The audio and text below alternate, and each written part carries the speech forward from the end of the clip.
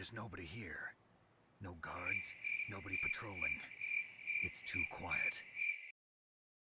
I can't see a thing.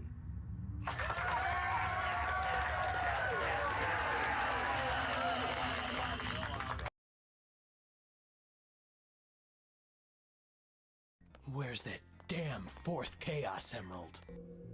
A Chaos Emerald? You've got to be kidding me, guys. This is like taking candy from a baby, which is fine by me.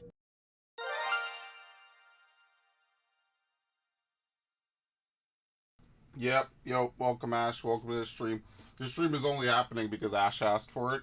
If she didn't ask for it, I would have sat around and been lazy and just kept eating. I actually have a few more bites left on my my little wrap over here, so I'll probably finish that at some point. Did I hear all the news from the people who got to play Scarlet and Violet? Austin John went over them? No, I did not. I've mostly been just kind of AFK. I haven't really been keeping up with anything at all. And I mean, moreover than that, Scarlet and Violet for me is just a used game purchase. I'll be behind the crowd. I'm fine with it. I'm not like super hyped. 18 badges allegedly, yeah, but here's the thing. You know my complaints. I'm getting tired of spinning that wheel. So it's not your fault. It's just, I feel like after complaining about it for 3 straight years, it's like, cool, they do something awesome. Now, how many things are we going to sacrifice to get this one awesome thing that I've been asking for? And I think a lot of people would like, right? It'll be cool if you could do your own custom gym challenge, right? 18, 20 different towns. You know, there's enough for every type. You could go to each one, and then all you have to do is maybe get like 12 badges or something. You just have to pick which gyms you wanna defeat, right? And then the gyms that you defeat progressively get harder and harder. So you have to ask yourself, do I overcome some early game adversity for some late game easiness, or vice versa, you know? That's the kind of cool stuff that could really elevate this franchise to the next level. That's a good idea, in my opinion, because there's already a couple, I think at least one ROM that does that, crystal clear. I don't know about any other ones. Oh. Hold up. Look at the screen.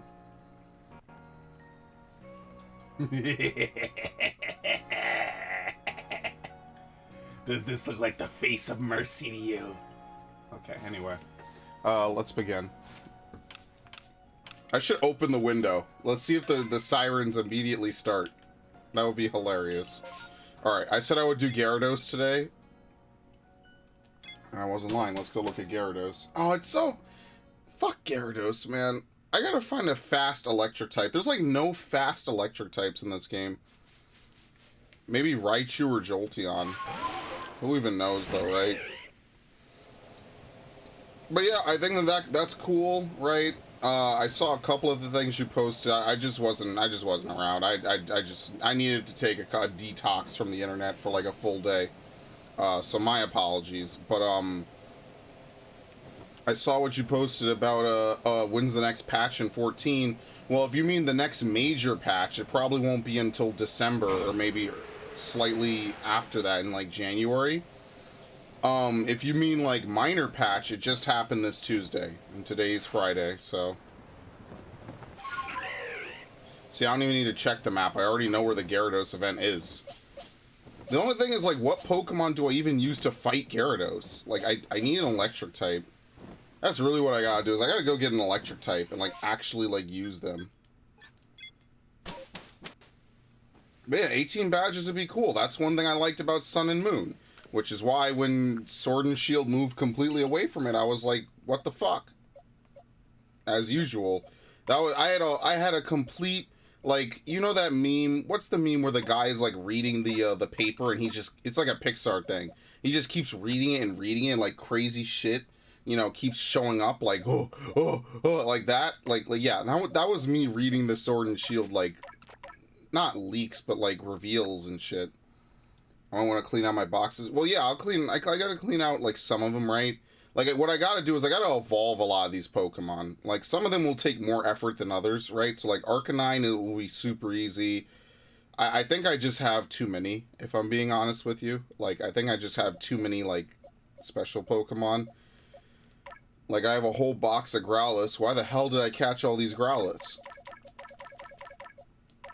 Realistically, I should check to see if they have good natures, but I know I can replace them easily, so there's no point. Let's do, I need to find electric types.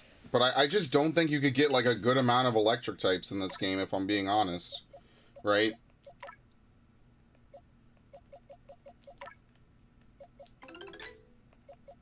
I mean, technically Voltorb, right? Maybe I should evolve a Voltorb. You don't have a lot of choice. You have Jolteon, Pikachu, Raichu. I'm not gonna use that guy. Electrode, which could be Electrode could be good because now we have coverage on it, right? So that's not technically a bad choice, right? Yeah, maybe I'll just use Raichu. It's a high level, right? I could probably boost it up real fast. Luxray is another one. Oh, here we go. Just non-stop fucking shinies for this. Look at this. How many Luxiots do I have? 1, 2, 3, 4, and then a Luxray. So I have 5. It's ridiculous. But yeah, like those are your choices basically. You only get so many, so I guess I'll use that level 79 Raichu basically, and we'll buff it. We'll buff it. We'll see if we can give it some good moves and shit. You know how it is with me. I'm trying to get some coverage so I have electric types that I could easily use. All right, this is the box I care about, right? Oh shit. I was supposed to use you? Yeah, but you're not tanky enough. And I don't care about this hippopotamus anymore. I'm done playing with you. Okay. So now let's feed the shit out of this, right? Does he hold my items? No, here we go. I guess we're not going back for that other area, are we? Because I'm certainly not going to do all this and then reload the game. So I guess we're just screwed. I'm never going back. But I mean, like, yeah, once more information comes out, I'm happy to give my take on a lot of the stuff for Pokemon. It's just like, for the most part, I feel like you've definitely like heard most of my rants about Pokemon. Like, I don't think there's really anything I could say that would probably surprise you at this point. Certainly depending on who you ask, like if someone random came in and the thing I've found about a lot of Nintendo franchises is just like, you can't really like criticize almost any of them, which is, what the fuck? Okay, that scared the shit out of me. Especially after saying that, it's like the Nintendo ninjas are actually gonna come for my asshole. But like, I don't know. My friend had a whole thing on Twitter where he was talking with some people and he's like, oh, well, how could you say that Arceus is like Game of the Year material? It has low frame rate, it has glitches, it has problems. And basically the conversation boiled down to, well, this is Game of the Year, this is one of the best Pokemon games ever, to this is the game that got me back into Pokemon. Which is like that's a fallacy in and of itself, I'm sure, right? If we were to analyze that on like a really deep level. I don't know. I just feel like a lot of people have a very big connection to this game based off of the first couple of hours. Which, don't get me wrong, are some really banging first couple of hours, right? But that's just because we've never played a game like this before. And then you realize, like, I think a lot of games hit this stride, right? You play it for maybe an hour or two, or maybe like 5 hours, or even 10 hours. And then you realize it's just like almost every other game you've ever played, right? Like, there's not really anything special. It's like playing Final Fantasy 15, right? It was cool for the first maybe like 5 to 10 hours. And then I realized I'm just playing like every other game that had come out at that point. I'm playing a Fallout game. I'm playing, you know, any game like that. Now, granted, it was 2016 before every game became an open world, but you get the point, right? Oh, I can't even put this back. That's hilarious. I'm actually screwed. It's like Final Fantasy 15 stopped being special really early on when you realize, like, Square Enix is just late to the party with their IP. That's it. There's nothing really significantly special about Final Fantasy 15 other than the fact that it's... Oh, I should probably level up. Other than the fact that it's just Final Fantasy done open world. That's it. That's like the biggest thing done with it. So, I don't know. I just feel like Pokemon is perpetually late, but that's by design because they just know they know they just don't have to really give a shit. Right? Oh, is it even worth it? Forget it. It's not worth wasting the candies. I'm sure I'll need them for something someday anyway, so... Let's go this way. One day I'm hoping for a shiny Rotom from flying down this direction. Like, actually.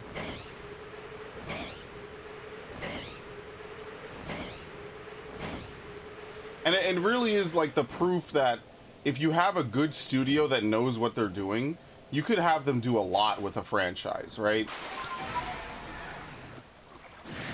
For a second, I thought I was riding on a red Gyarados, and I remember that doesn't... Well, it does exist in this game. It's just not like this. I had to stop and think for a minute.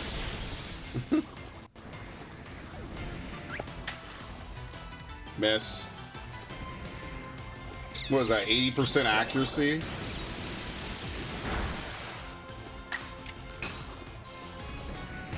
Yeah, like, there's just no tanky Pokemon, right? Like, this is almost... Well, we're not, like, near max level, right? But we're pretty up there, right? Wait, does Confusion exist in this game? I think it does. Yeah, definitely. Yeah, all the sasses exist. I had to think about that one for a minute. Like, in a one-on-one, you have a better chance, right? You just kind of do better because, you know, it's just easier to fight something in a one-on-one. When you have to fight, like, a 3v1 or a 4v1 or something, that's when things get a little sus, in my opinion, because it gets harder to fight and win a 1v and a 3v. Oh, wait, what? Oh, I gotta move the moves around, damn it. Yeah, I really... No one will ever use Swift again. Swift is literally to check minimize, basically.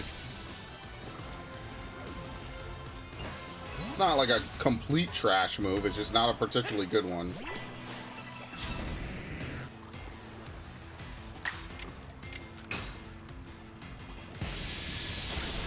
That's why I really like what Intelligent Systems did with Fire Emblem. I think that they even though I'm not like the biggest fan of Awakening, like I feel like Awakening was okay when I played it.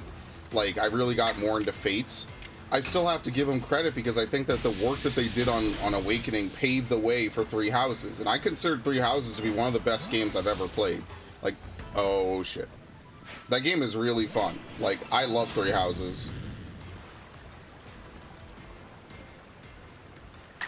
Can I get a shiny alpha Gyarados? That would actually be really cool. That's kind of what I imagine. Oh fuck, I'm gonna get KO'd here.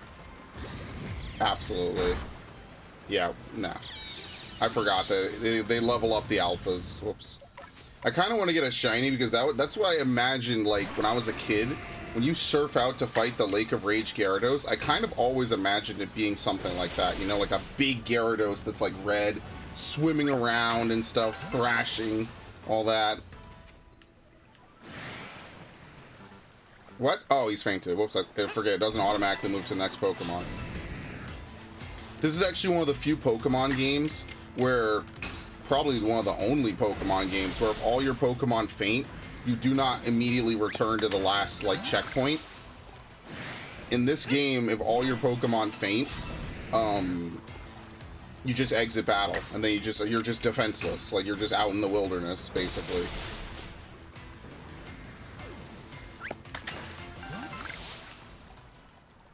Alright, that's it.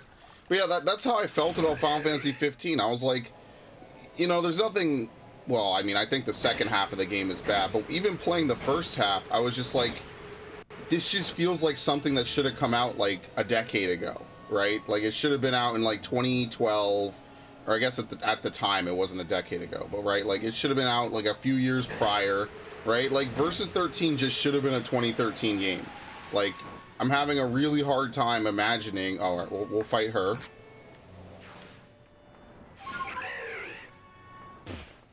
I like how I can literally fall from above behind her and she hears me. But then I'll walk in from the side and then she'll totally not see me. It's so weird. But yeah, I like that 16, at least from like little glimpses of it, looks like it's going to have a more serious story, more interesting characters. It's made by a cast of people that I know are vetted, right? They've made 4 back-to-back good stories in a row. Hell, I would even say A Realm Reborn. Why did I go for Thunder Punch? That's interesting.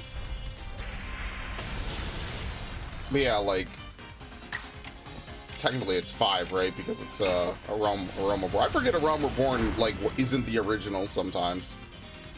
That's how, like, out of the way, like, final, or what is it, 1.0 is. No one even really remembers 1.0. Like, a lot of cool shit happens in 1.0, and then the actual game around it is so bad, nobody even remembers or talks about it. It makes me a little sad, right? Like, a lot of that will probably never really be re-released, but... The newest Pokemon anime episode started with Leon versus Ash. Leon a fucking Libero Cinderace. Yeah, because, you know why? It's the same reason why when you do the Elite Four in BDSP, they don't run trash fucking Pokemon, right? Whenever you fight a Team Galactic member in BDSP, what does every Croagunk have? What does every single Croagunk and Toxicroak have? They have good natures, because the bad natures are only for you, the player. The good natures are for everyone else, for the AI. That's something I noticed. I played through both BD and SP, and I'm like, why is it that my Croagunks have dry skin, but the enemy Croagunks have anticipation? It's simple. It's because they know. You want to ask you Z-Chris? Oh, come get the fuck out of here! Now you're just trying to make me mad. I like how I footstooled her. And that's what Sword and Shield could have been, but I've run this mill to death. Now I'm just annoyed. See, that's what I mean. I feel like the anime really... No, I believe you. I'm just mad at it. It's like, I feel like the anime had like a split at some point, right? Like, I feel like at some point, someone wanted to include everything, and the faction that won out was the people that just didn't, right? Because the anime included everything, right? So why don't the games, right? You would think the anime would remove stuff, and then the game... Oh god, Earth Power, or one of these fucking moves. Bulldoze, Earth Power, and fucking High Horsepower every time. Every Pokemon has it when I have this fucking Pokemon out, or whatever. It's annoying. It's just frustrating, man. I'm about to start playing Showdown, but my thing is, like, I like... Oh, great, he gets to move, too. Excellent. Wow. Alright, anyway. I want to play like a Pokemon game where you have a big free roam open world like this, not empty like this, but you know, like just this kind of idea, and you can like do all this stuff and you have like everything in it. I mean, it's nuts. That's why I don't play Showdown, because Showdown's just for competitive battling. Like, I want to have a game around it, right? Like, I'm more of a single player person. I don't mind competitive, right? But like I said, I stopped caring when I couldn't bring my items for it. I was like, well, then what the fuck is the point? Every single generation I have to take my Pokemon and throw them away, then why ever import anything? They change your moves, they change your bullshit. You know they're never gonna go back on it too, so it just makes me sad because it totally doesn't have to be this way. We could totally live in an era where everyone has everything, and I would love that, because I'm really sad that I never got to make the content I wanted to make off of Sword and Shield. And just have a fun time talking with people, you know, shooting the shit, you know. And now it won't happen because Double Prime is busy with, you know, real life stuff, which is fair. But we were gonna have a huge ass renaissance. I was gonna have giveaways and stuff. So yeah, the anime makers already said they have a problem with COVID and staff cuts. Yeah, apparently my friend was like, oh, well, they said they're going to discontinue the Pokemon anime. And I told him they're not going to stop making the Pokemon anime. You know how much money and brand recognition they get from stuff like this? They would never. And he's like, oh, well, the staff is going to leave. I told him they're just going to hire new people. They'll just hire more people. You think that they're going to not hire people to make an anime for one of the most successful media franchises of all time? Of course they will. That's just their thing. They make anime. They're going to continue making that anime forever. Now, will it include Ash? I don't know. That is a very valid point. Ash's story kind of at this point just like, I like it. I think the problem is that because he never really got older and never grew up, he's not really relatable. I feel like it's not fun to have him be re-wiped every single time. But that said, I don't even really watch the anime, and I haven't since the original series. I watched a little bit of Hoenn, and I was like, yeah, I'm not interested. And that was it. I was like, yeah, well, I'm done.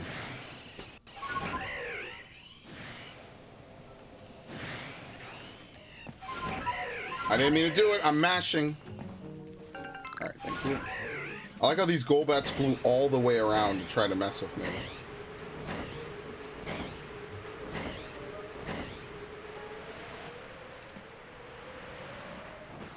But yeah, there's a lot of anime that came out that I just really haven't watched. Like Chainsaw Man. Fucking, what was the last one before Chainsaw Man that everyone was talking about? Jujutsu Kaisen. Yeah, I just haven't watched any of it. I mean, I go through anime cycles other than Toonami, right?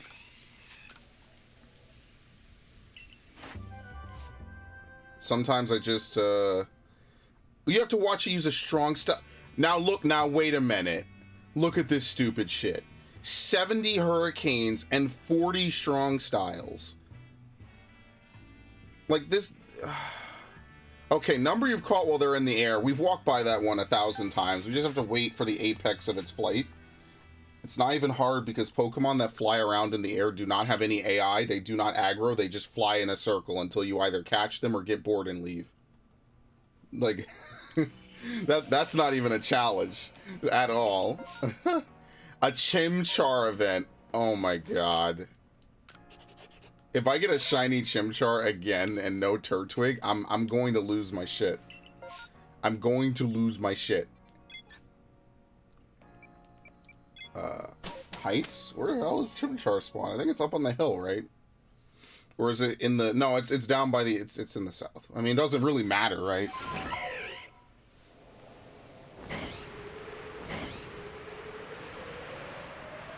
I'm gonna lose my shit. I'm gonna just one day, I'm just hoping for the day where I finally snap and don't recover. We have Candace.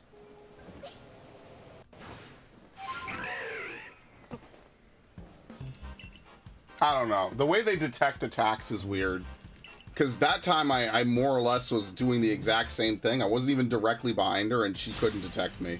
I mean, it doesn't matter, right? Like, it's whatever. See, and that's the kind of thing that I want in a Pokemon game, right? Like, I think at one point I said on a stream, like, I should make a list of all the features I want in a Pokemon game, right? Did you see that grass pop in? Oh my god. Well, first of all, let's get this shit running like it came out in the last decade. But beyond that, like, you know, contests, right? I want to have, like, a... You know, even if it's not a full battle frontier, I definitely want to have more than just the tower. I want a battle tower that feels fulfilling, right? Like, I don't want to get 1 BP for every fucking fight. Like, that's just not worth my time at all. Like that's why I didn't do the battle tower in BDSP, even though I could. It takes too fucking long. It just takes way too long. And then you run into the Battle Tycoon, and he just is completely broken with, like, God-tier Pokemon. And then you lose, and you have to fight 20 battles again? Like, no, I'm not going to do that. Goodbye. And I just never did it again. I was like... So not only did he hit every Stone Edge and I missed a 90 accuracy move, and he hit 3 Stone Edges in a row, he also just has Pokemon that are just brawl. Like, I'm like, no, I'm done. I quit. You put all that stuff in, they'll code that, right? They'll put that in and never change it. And then, like, how many people realistically do the Battle Tower? How many people realistically do the Battle Tower to the point where they can buy even 1 item from the shop? That amount of people is probably not huge. Like, not to be a dick, I just don't think that that's a lot of people. Especially in a franchise as casual as Pokemon. I just don't think people are spending a lot of time doing the Battle Tower. I don't think that that's even a really controversial take. I think most people that play these games probably play them for a couple hours, maybe a few weeks, maybe a couple months as a recurring game, and that's it. Then they just don't fucking play it no more. Are we already done? Yo, that was fast. Alright, well, luckily we didn't get a shiny. I don't have to be mad. Let's leave. Actually, let's look for this. We'll fly north and we'll grab the bags. Right, especially with the whole thing of like Galar being like a big region. Like it sounds to me like the anime, it has the more of the true spirit of Pokemon at this point than the games, which is kind of sad because, like, I remember when the anime got to Hoenn, I just did not care about any of it. But now I kind of want to watch it. It's weird, right? I think a lot of people have this now, where it's like things might not have been great back when we were kids, but like a lot of media has gotten so shit, it makes you go back and like re-look at everything you originally said was trash and then really have to reconsider, well, was it bad or was it just not as good as the stuff I was originally playing with, you know? So like Halo 5 got that treatment when the Halo TV show came out, because the Halo TV show is... Ash, one of these days I'm gonna explode. I can't play this game no more. This game is too damn stressful.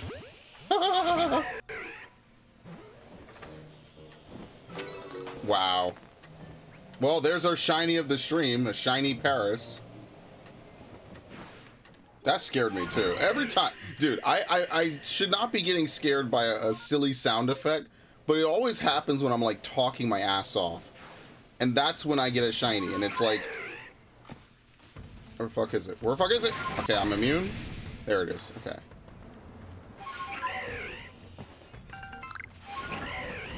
That's why I like some of my favorite games, you know, like, I'm not saying a game has to be a blockbuster or a fucking revolutionary game, right? Sometimes it's just okay to make a good game, right? With maybe a few small twists on a formula, call it a day. I'm not the kind of person like every game has to fucking wow the shit out of me, right? Like, that's not even me, you know, my Call of Duty era talking. That's just me in general, just saying, like, you don't have to do that, right? Like, sometimes it's cool just to take a twist, you know, write a story and just go from there. I respect that. Trust me, I tried to make my own game once. It didn't go terribly. It was me and another guy, and it was okay. It was very rudimentary. See, that's why I really like a lot of the simpler styles of games, right? Like Alpha Wurmple. I think we have one though. I need to actually like go make a list of all the alphas I have. All right, let's go check if the Eevee spawned, because if we get a shiny Eevee, I'm gonna actually be happy. If we get another shiny full odds Eevee, I'm gonna wait. Were these trees always here? I guess they were, huh? I would be very happy if I got another one. Okay, I didn't hear anything, so probably not. Let's move on. Let's grab this and then go.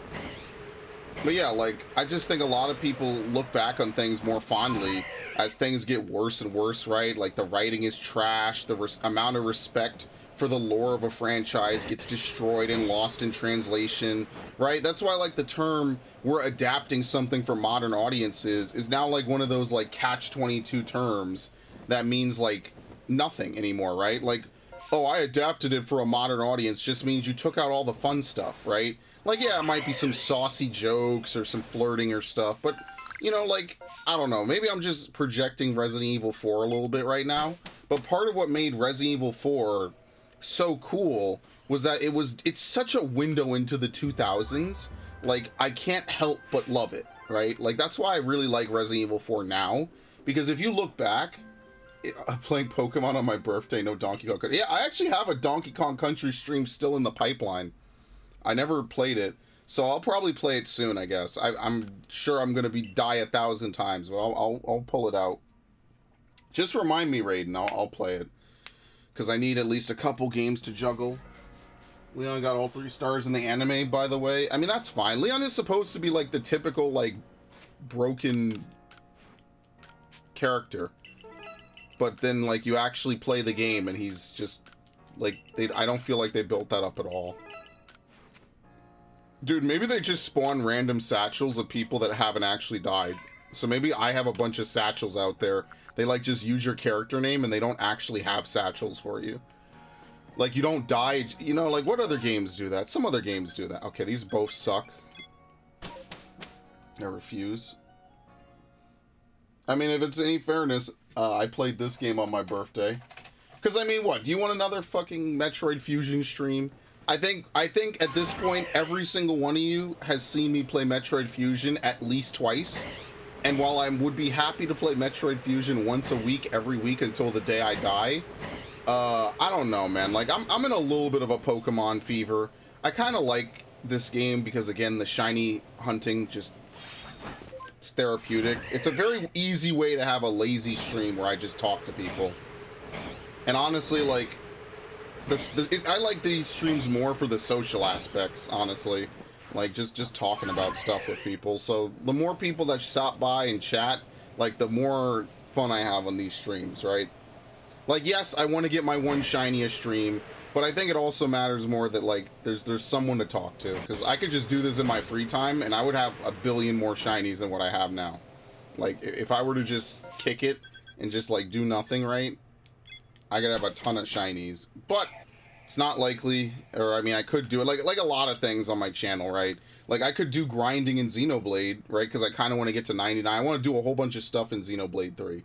I just, now that I've beaten it, it's been a couple months, I kind of want to go back.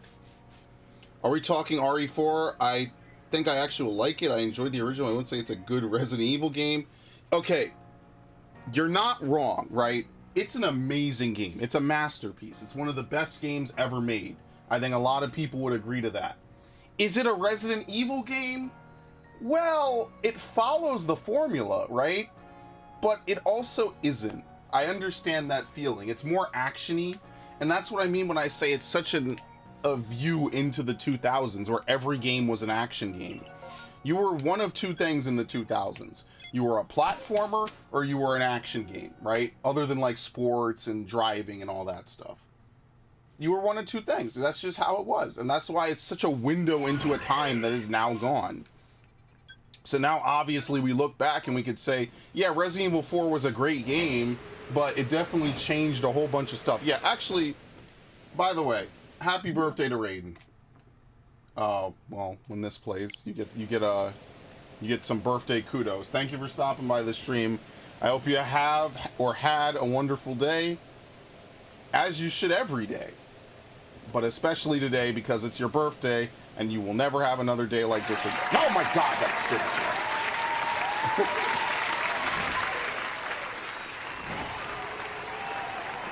You should definitely have a very wonderful day. What the hell? Oh, I'm looking at these? Okay. By the way, what am I streaming for Halloween? I have no idea. I was going to do a special stream for Halloween. I probably said something like that. Quilava? Cyndaquil. Ooh, very nice. Here we go. Are they going to fight? I mean, let's be honest here. Do you want to see me play Luigi's Mansion again? I was thinking about Eternal Darkness, but that's kind of a hard game to get into. It's a very difficult game for sure. So I kind of decided against it, because that's a game you really have to get into when you play it. It's intentionally not an easy game, but in my opinion, Eternal Darkness is one of those like early console gems that, that you just never get to see or hear anything about. And it really is unfortunate because it's actually a very well designed game that's meant to be played multiple times over, which I think is part of its strength, right? Part of the strength of the game is that you can play it multiple times. And I really wish that that was a, you know, I just wish you could. I wish you could play like, you know, an HD remaster. Who knows? It's possible Nintendo will do it. I think Nintendo still has the rights to it, but yeah. It's long, especially if you want to get the full story. Now, without spoiling what actually happens in the game, basically the game has 3 pathways you could take. The levels are still the same, but each pathway of the game determines, like, effectively the difficulty, right? So if you've never played Eternal Darkness, the way it goes is that there's 3 different things. There's the health difficulty, where health is harder to get. There's the magic difficulty, where magic is harder to get. And then there is the green difficulty, which is like, that's the one everyone recommends you play, right? Because it's like, green is your sanity. And Eternal Darkness is known very much for its fourth wall, like, oh, we deleted your save data, right? Like that kind of stuff. Which to this day, I'm sad that not more games have done that, right? Like that's actually like one of the coolest things I think I've ever seen a game do at the time. Was have it so you could like save your game, right? But then it says, oh, we're deleting all your save data, right? And it's actually just the game playing a trick on you, right? When your sanity gets lower, those things happen more often, which I think is like really cool. But unfortunately, like that's the difficulty everyone says to play. If you're gonna play Eternal Darkness, not only is green the easiest, it's also the most entertaining. It's also just the one that like gives the best experience for the game. The other 2 are just a little bit more annoying. But once you complete all 3 of them, you get like a little small cutscene at the end that's like, oh well, all the timelines have been sealed or something. implying that like there's overlaid timelines and stuff. It's such a really unique and amazing game that was going to get a sequel and then it never happened, and it's like one of the biggest like disasters in gaming history in my opinion. Because honestly, a sequel to that game, Nintendo could have been sitting on a real horror franchise with that. It's a damn shame.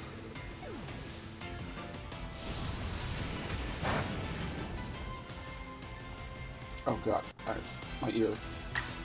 Okay. Resident Evil 1, 2, and 3. Yeah, no, you're not wrong. So when I did Resident Evil 1 and I was doing it knife only, the biggest thing I realized is that using a gun, you have to think about your gun as like a part of a key to a puzzle, right?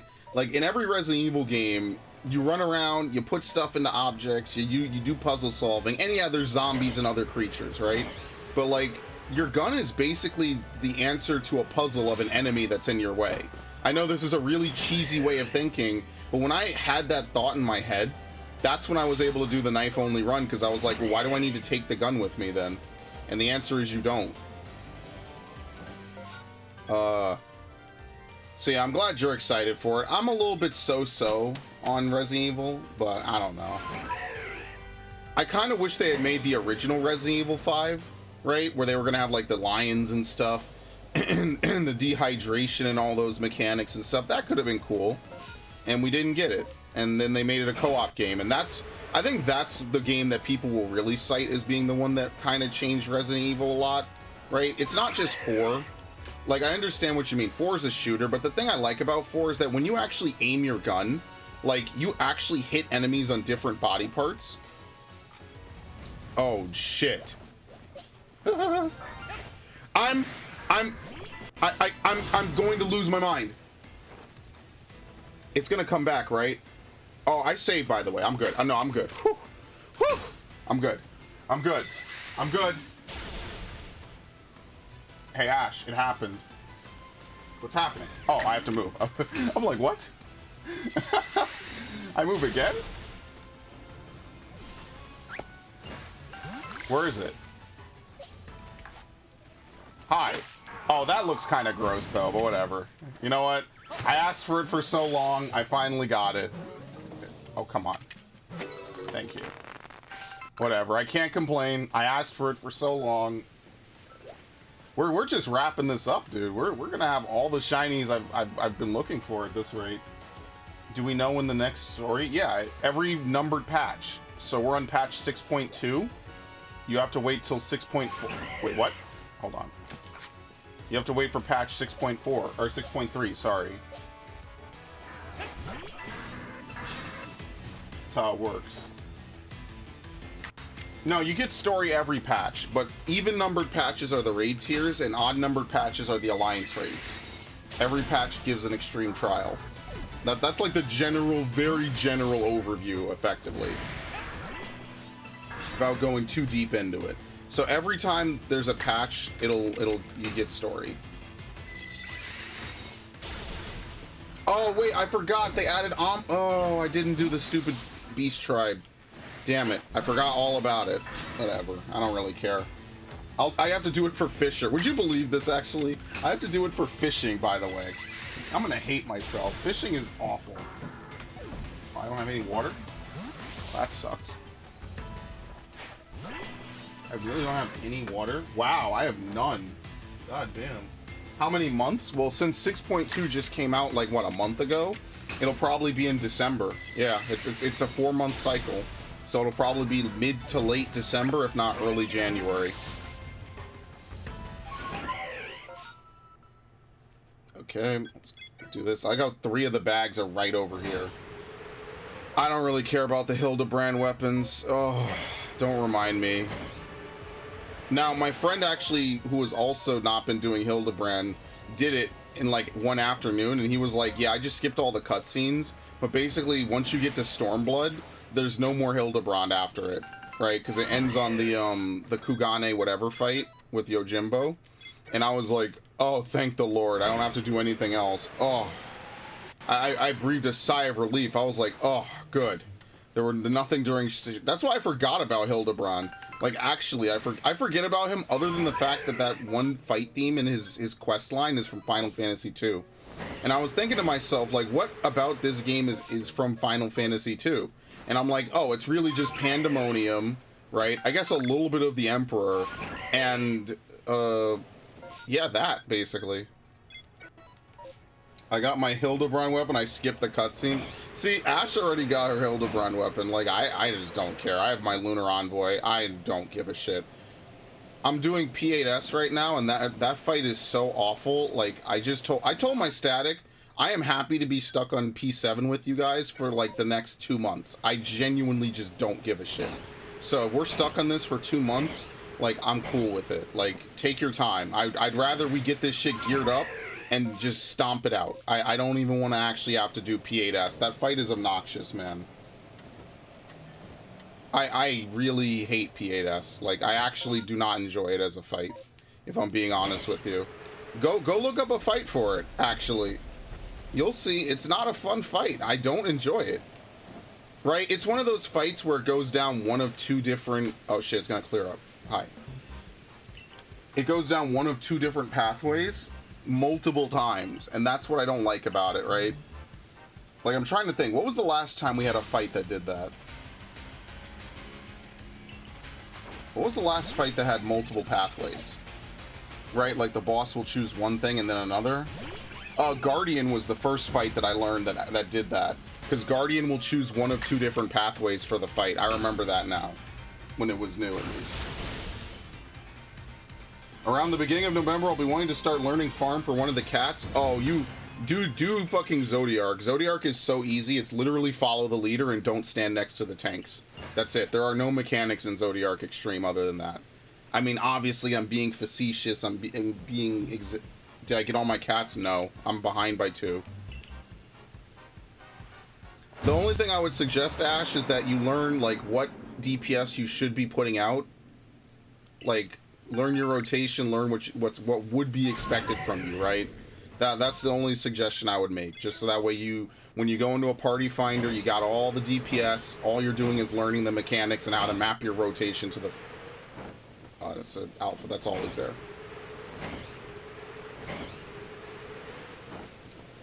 Okay, they say it's about to clear up. Let's see if I can get to this last one. Kind of dicked around a little too hard. I actually do need to farm the 6.1 trial. I didn't do it. I've been lazy. Like I said, once I cleared Hesperos, I was just kind of burnt out. I was like, yeah, pretty much did everything I wanted to do, so time to just chill. Like, I'm taking Shadowbringers a lot chiller than I took... I'm sorry, I'm taking Endwalker a lot chiller than I took Shadowbringers. Shadowbringers, I was, like, completely, like, just up the game's ass. I was always trying to study or do something, right? And then after that, like, you know, that's the last time I seriously attempted an ultimate, was Shadowbringers. And then after that, I was like, dude, I'm tired. I'm tired. You know, like, I'd rather make content for YouTube than, you know, raid an ultimate. Because every ultimate has one stupid anal mechanic, and I'm just like, oh boy, do I really want to deal with this? And like, yeah, I should, right? So that way I can say I can clear an ultimate, so nobody comes in and says, well, you haven't cleared an ultimate, which is true. I should do it, I'm just lazy.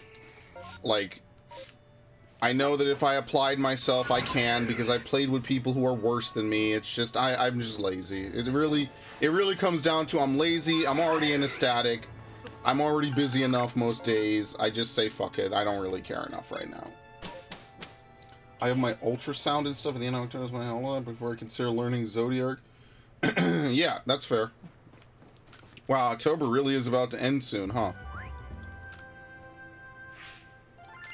It's kind of crazy, actually. Took a lot of breaks because I feel like after 10 plus years, my story came to a close at Endwalker. Yeah, I felt like I got a good, strong story out of all of the expansions, right? And while I am interested in where they go from here, right, because I really enjoyed this story, why wouldn't I enjoy, you know, effectively Chapter 2, right? Like, Book 2. I do feel like I got a good conclusion. Like, that's why after I beat Endwalker, I more or less didn't even really play the game that much. Like, I think I just capped more or less every week, and that was it. I was like, alright, cool. That's all I wanted to do. Especially since it has been basically 10 years since A Realm Reborn, right? It's like, all right, well, now it's just time to chill, right? It's just like, all right, I've played this game a lot. Oh no, whose man's never tired. He always loves the adventure. I gotta get some water. I'm fucking gunked up for some reason. It's awful. Oh man. Everyone loves Zero.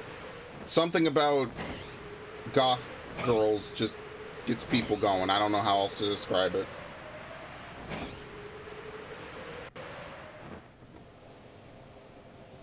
They all love it. Me too. But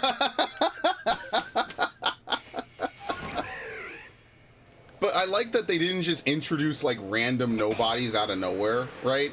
I like that everything that they're doing with the new story now is directly a build off of stuff that already existed in the main story from before, right? So while one arc is definitely concluded, right? Like, I'm not saying that we can never see any Asians or shit again.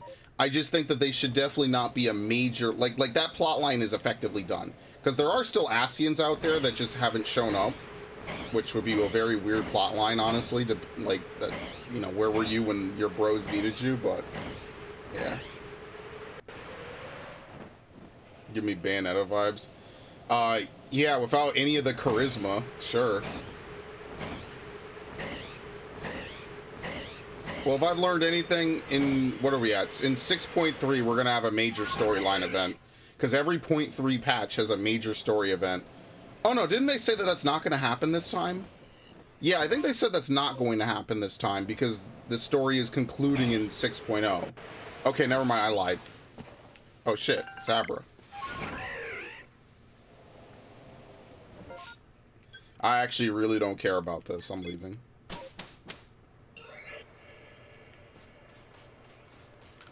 But yeah, I stream every patch cycle. I stream, or every patch day, I should say. I stream it.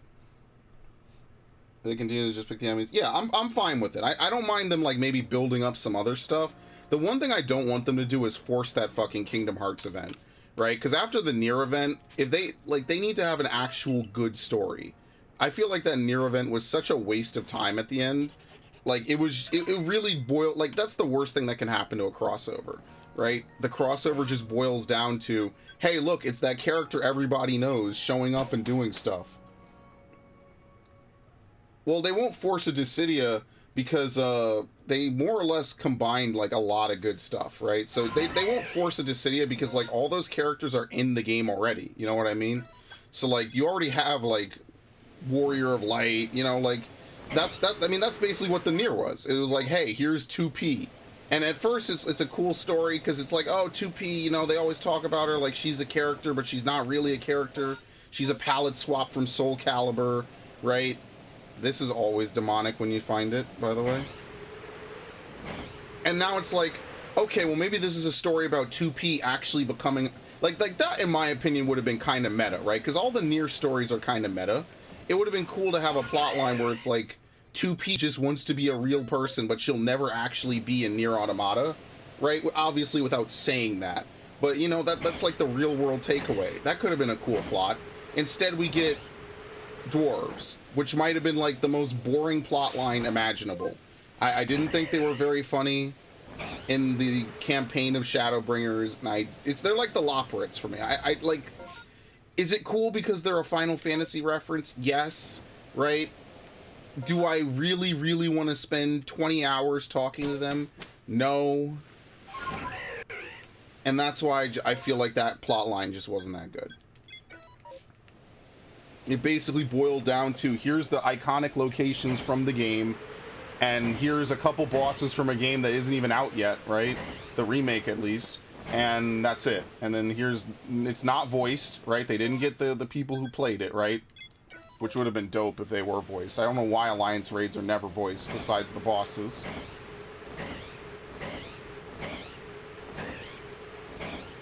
So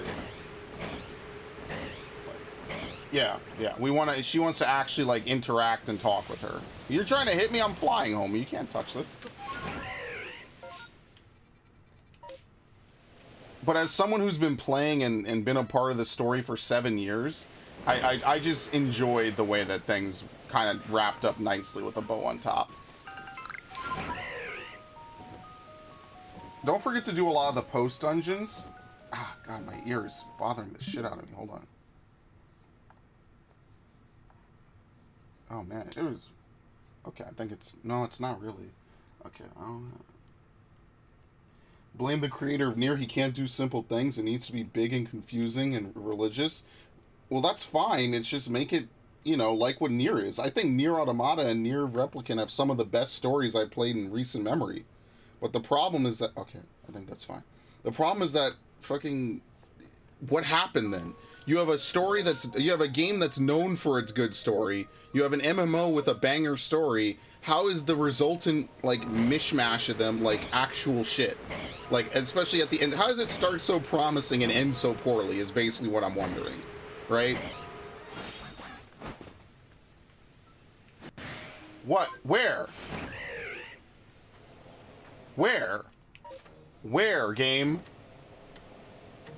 You piece of shit? Where?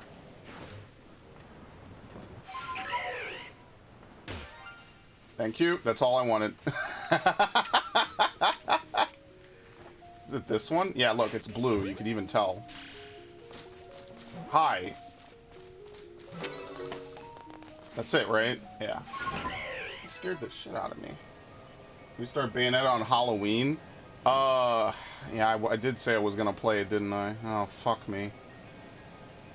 I'd like to start it before that. I'd like to finish God of War this weekend. I've just been unmotivated. I've been busy with real life stuff, and I've just been unmotivated, which is literally the channel killing combo. So, I should probably do that. Yeah, I really, like, because I actually forgot that Troya is a place in Final Fantasy IV. If I'm being totally honest with you, I forgot, because I haven't played Final Fantasy IV genuinely in, like, almost over a decade. And, like, I probably should play it, because it's, you know, again, oh my god, that is also horrifying. It's one of my favorite RPGs. Once I started YouTube, I just never played Final Fantasy IV. There's nothing wrong with it. I think it's an amazing game. It's one of my favorite RPGs of all time.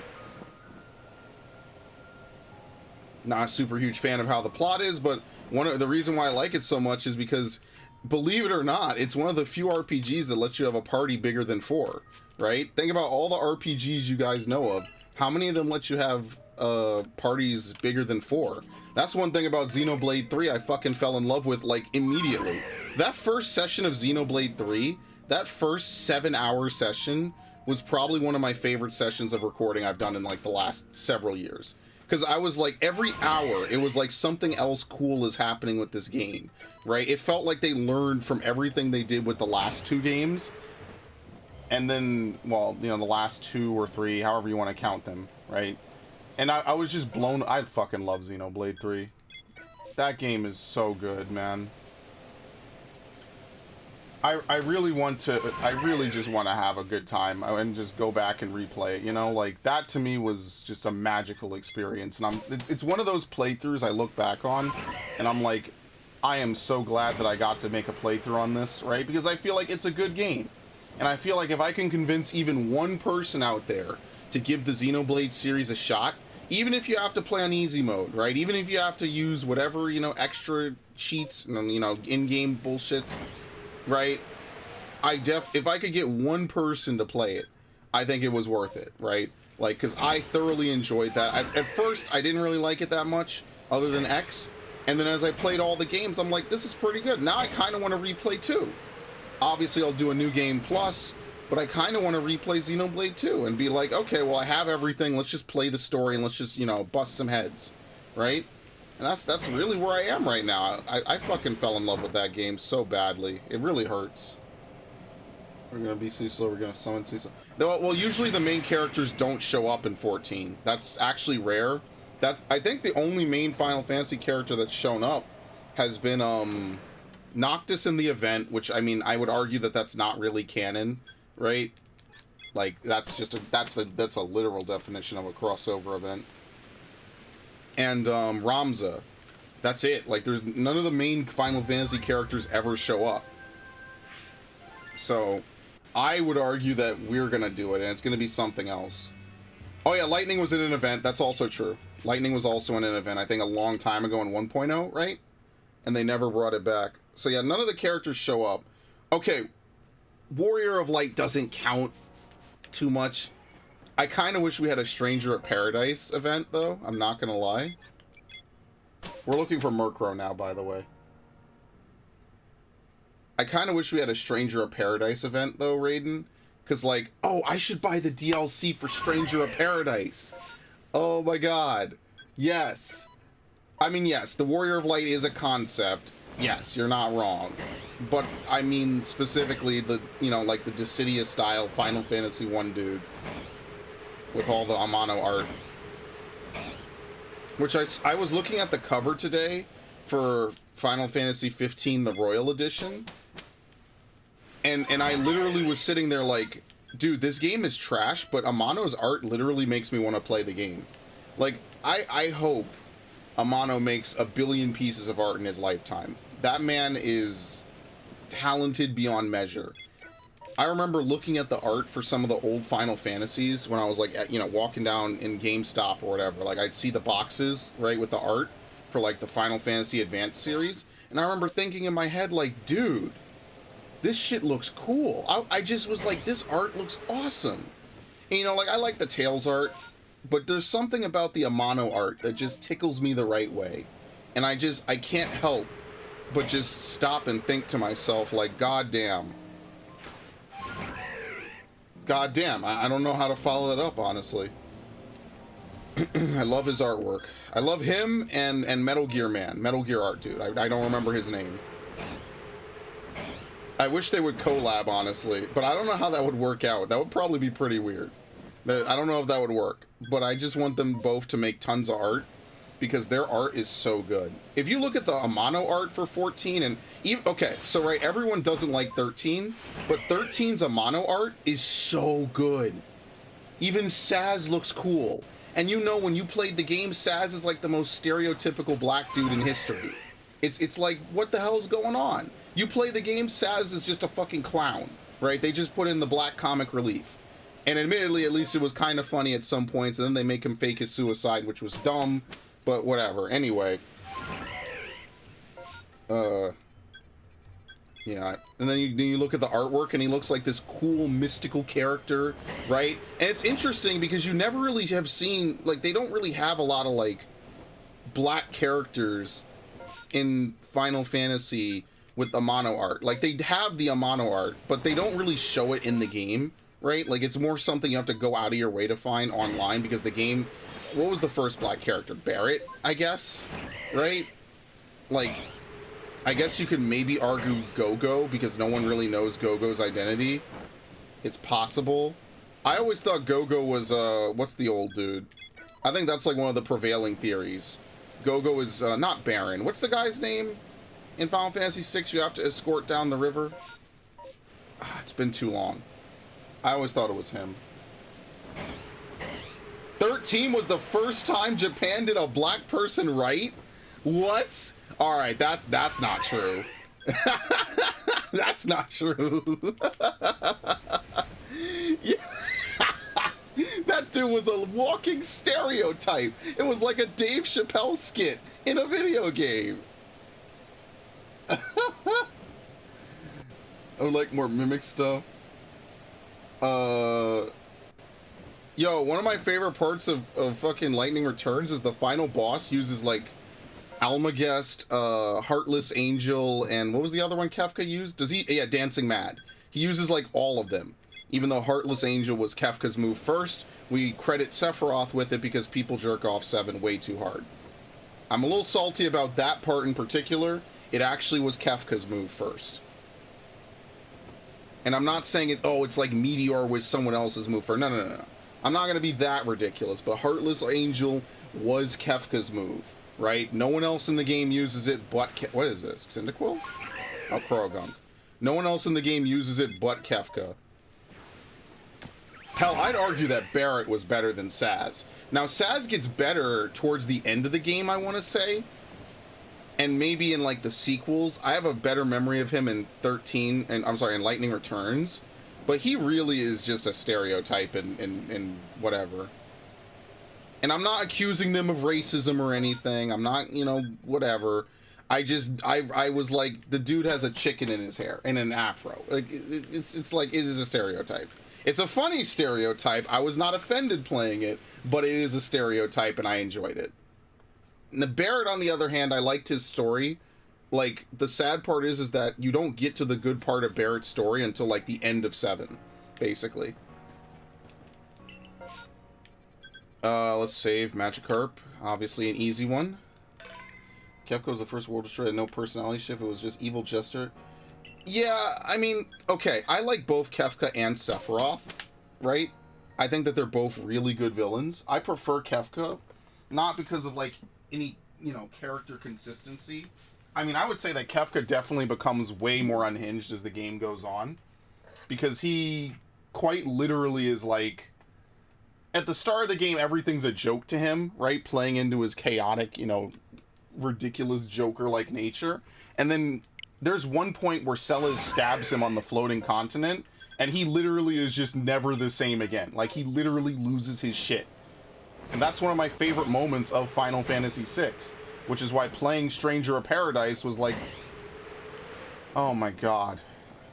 We've had some good games this year, and we're not done, and I know I missed a lot.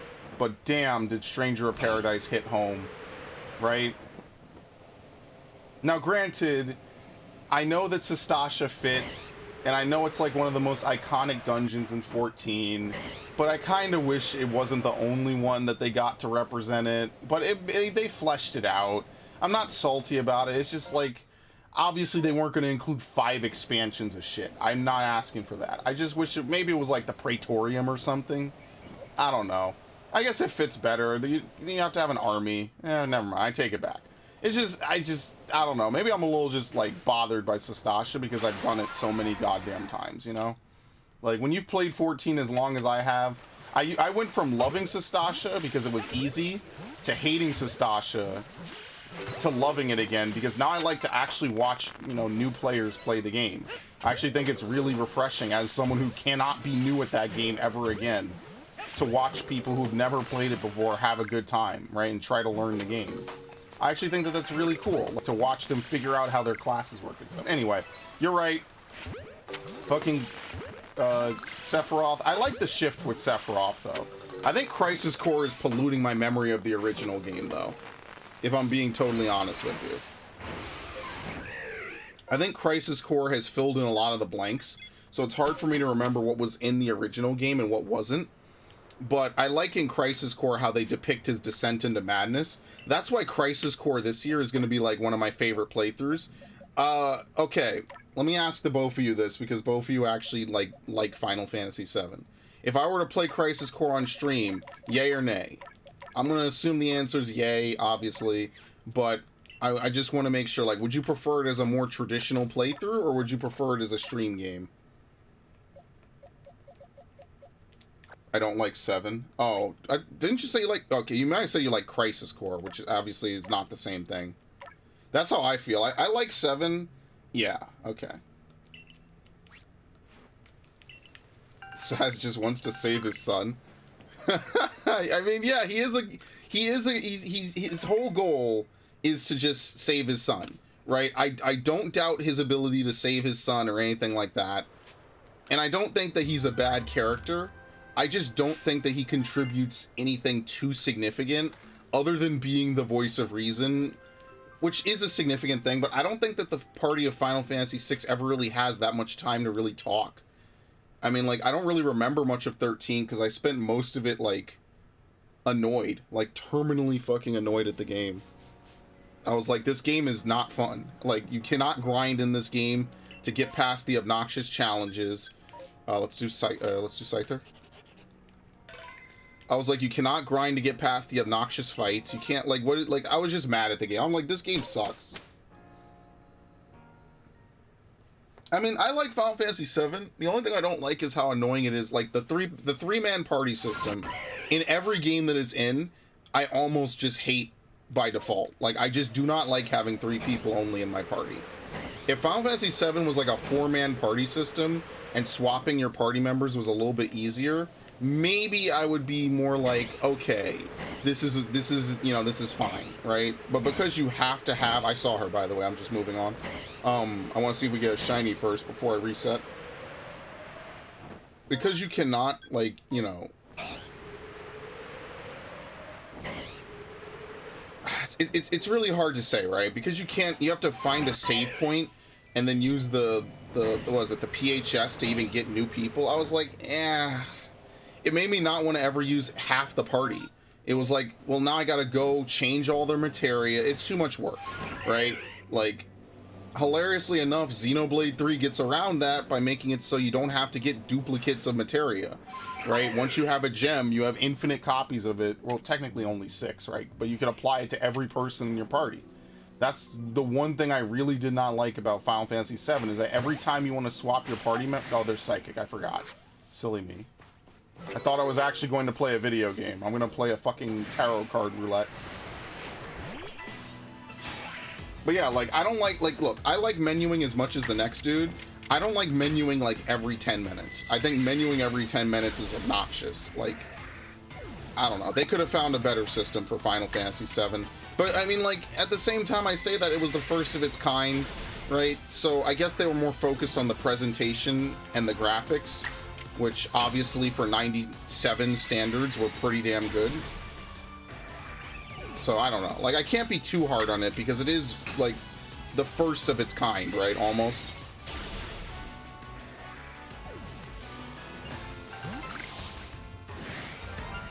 Dude! I can't swap. Which one is it? This one.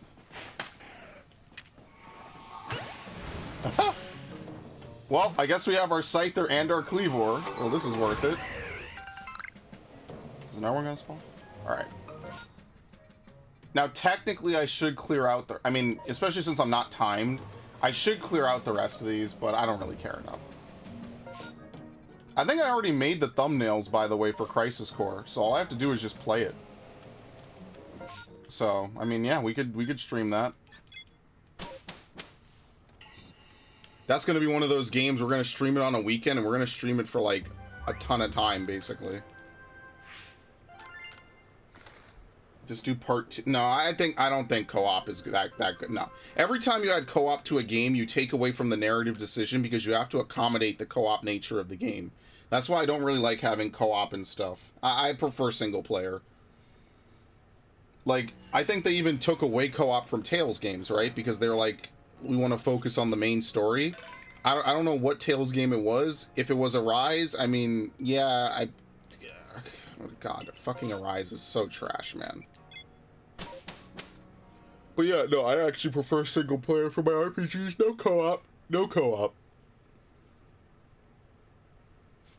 Sorry, not sorry. No co-op, please.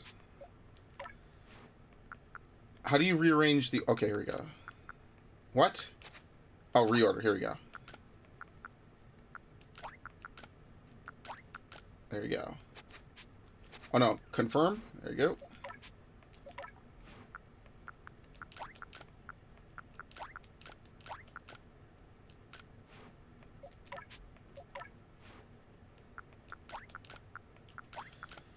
Oh, man. It's so crazy, like, the tonal shift in Arise from start to finish, too. Without spoiling it, because it is a actually reasonably new game. I don't know. Like, see, I like Xenoblade 3, again, not without spoiling it, right? But I don't know. I like how Xenoblade 3 handled the romance in the game. I'm not saying that romance necessarily makes a game better or worse. I will say that it does typically tend to be a crutch for storytelling, and I don't know, I preferred how they handled it in that. It's like in Fire Emblem, I mean, technically it's not a crutch, it's just the thing that everyone memes about. Man, Three Houses is so fucking good. Three Houses is such a good game. And motherfuckers won't play it because I heard Fire Emblem is difficult. I really... Oh, that makes me so frustrated. It really does. Final Fantasy Crystal Chronicles remake, give me that. Oh yeah, isn't that a GameCube game though? Crystal Chronicles? Oh fuck. Jesus, I hate when my phone does that. I really wish you would not do that shit, please.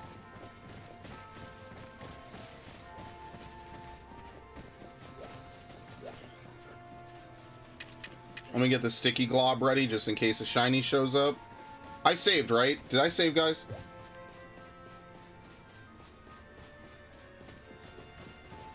I don't think any more are spawning, actually. I think that's it.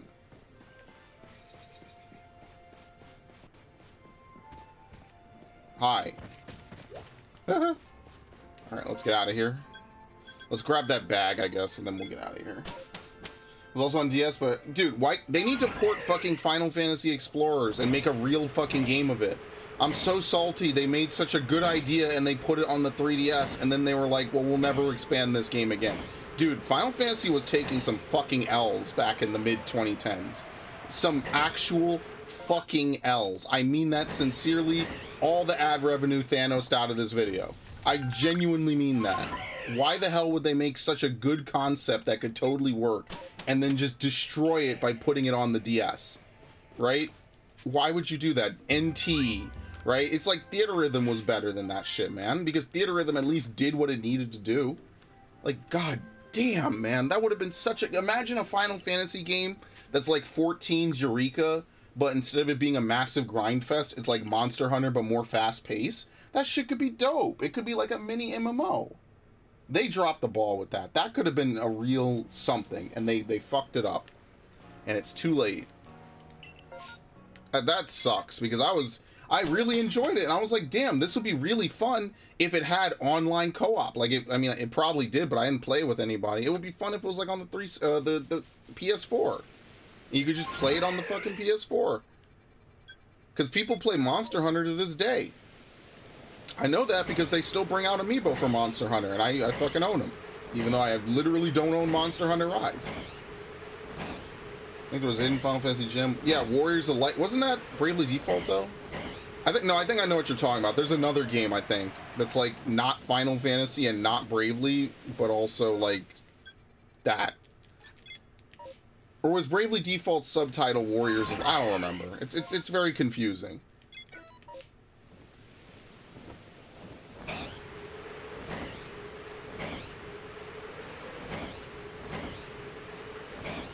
I would like to try to run fucking Resident Evil 1 knife only again. But I don't know if I could do it without that guide, because the whole time I was doing it, I was looking at the guide, right? And I don't have that guide anymore. The only existence of that guide is now in video form. So I will have to like revisit the fucking guide and like rewrite it, which is going to be hard. It's hard to like rewrite, you know what I mean? It's like the original text has been lost. So now I have to like do weird... Wait, is this Cynical? Oh shit, I flew right over a Cynical event. I didn't even notice. One of them is drowning, apparently. I really hate that I lost that, too. Can you fucking run, please? Oh my god. It's actually faster to enter combat and have them auto-flee. It's so ridiculous. But that's exactly why you should not enter combat with a Cyndaquil if you plan to catch it, because it will auto-flee from combat. And then you will not be a very happy camper when that's your shiny. That's why I keep the sticky globs close at hand.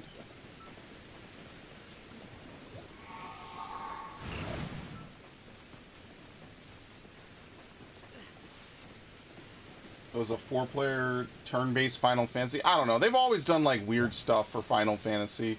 And while I don't hate it and I respect the hustle, I just wish that sometimes they would actually like hard commit to some of these ideas. Because I feel like a lot of times what they did back in the 2010s was they just would like put out like half-assed games, and then they would like basically see if it would catch on through some hook or crook. And then when it didn't, they would justify like never doing it again, like whole-assed, right? So like the biggest example of that I could think of is Operation Rack. Where? Game, where?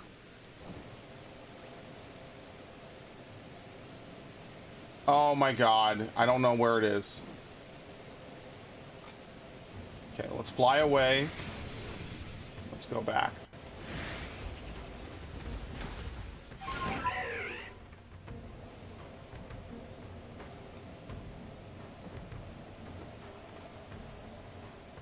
Bro. Where is the shot? I'm gonna, my head's gonna explode. Where the fuck is the shiny? Is it a Paris again? Yes, it's this one. Okay. Oh, dude, I was gonna be really angry. Because it did not replay that shit at all. Okay. What was I saying again? Yeah, like the biggest example of a game that was obviously half-assed and done sloppily was Operation Raccoon City. It literally was like a game that they thought up, and like people have been asking for a Resident Evil 2 remake at that point for like, I want to say close to like 15 years, right? Like ever since they remade Resident Evil 1, which it's sorely needed, trust me, right? It was kind of like, okay, well, when are you going to remake the one that's like the biggest game in the franchise, right? And it was like, we'll get around to it eventually. And then that was what they did. And it's like, so you would rather waste money on Operation Raccoon City, an obvious throwaway non-canon game, than just make a Resident Evil game. Yeah. And that's really what Capcom was on. I think like now, obviously, I don't hold it against them anymore because now they put out good games again, right? But like that 2010s Capcom shit, they just fucking, they did anything, man. They were just putting anything on a disc and trying to charge you $60. So I think Asura's Wrath is a Capcom game, right? Marvel vs. Capcom Infinite, right? Street Fighter X Tekken, you know,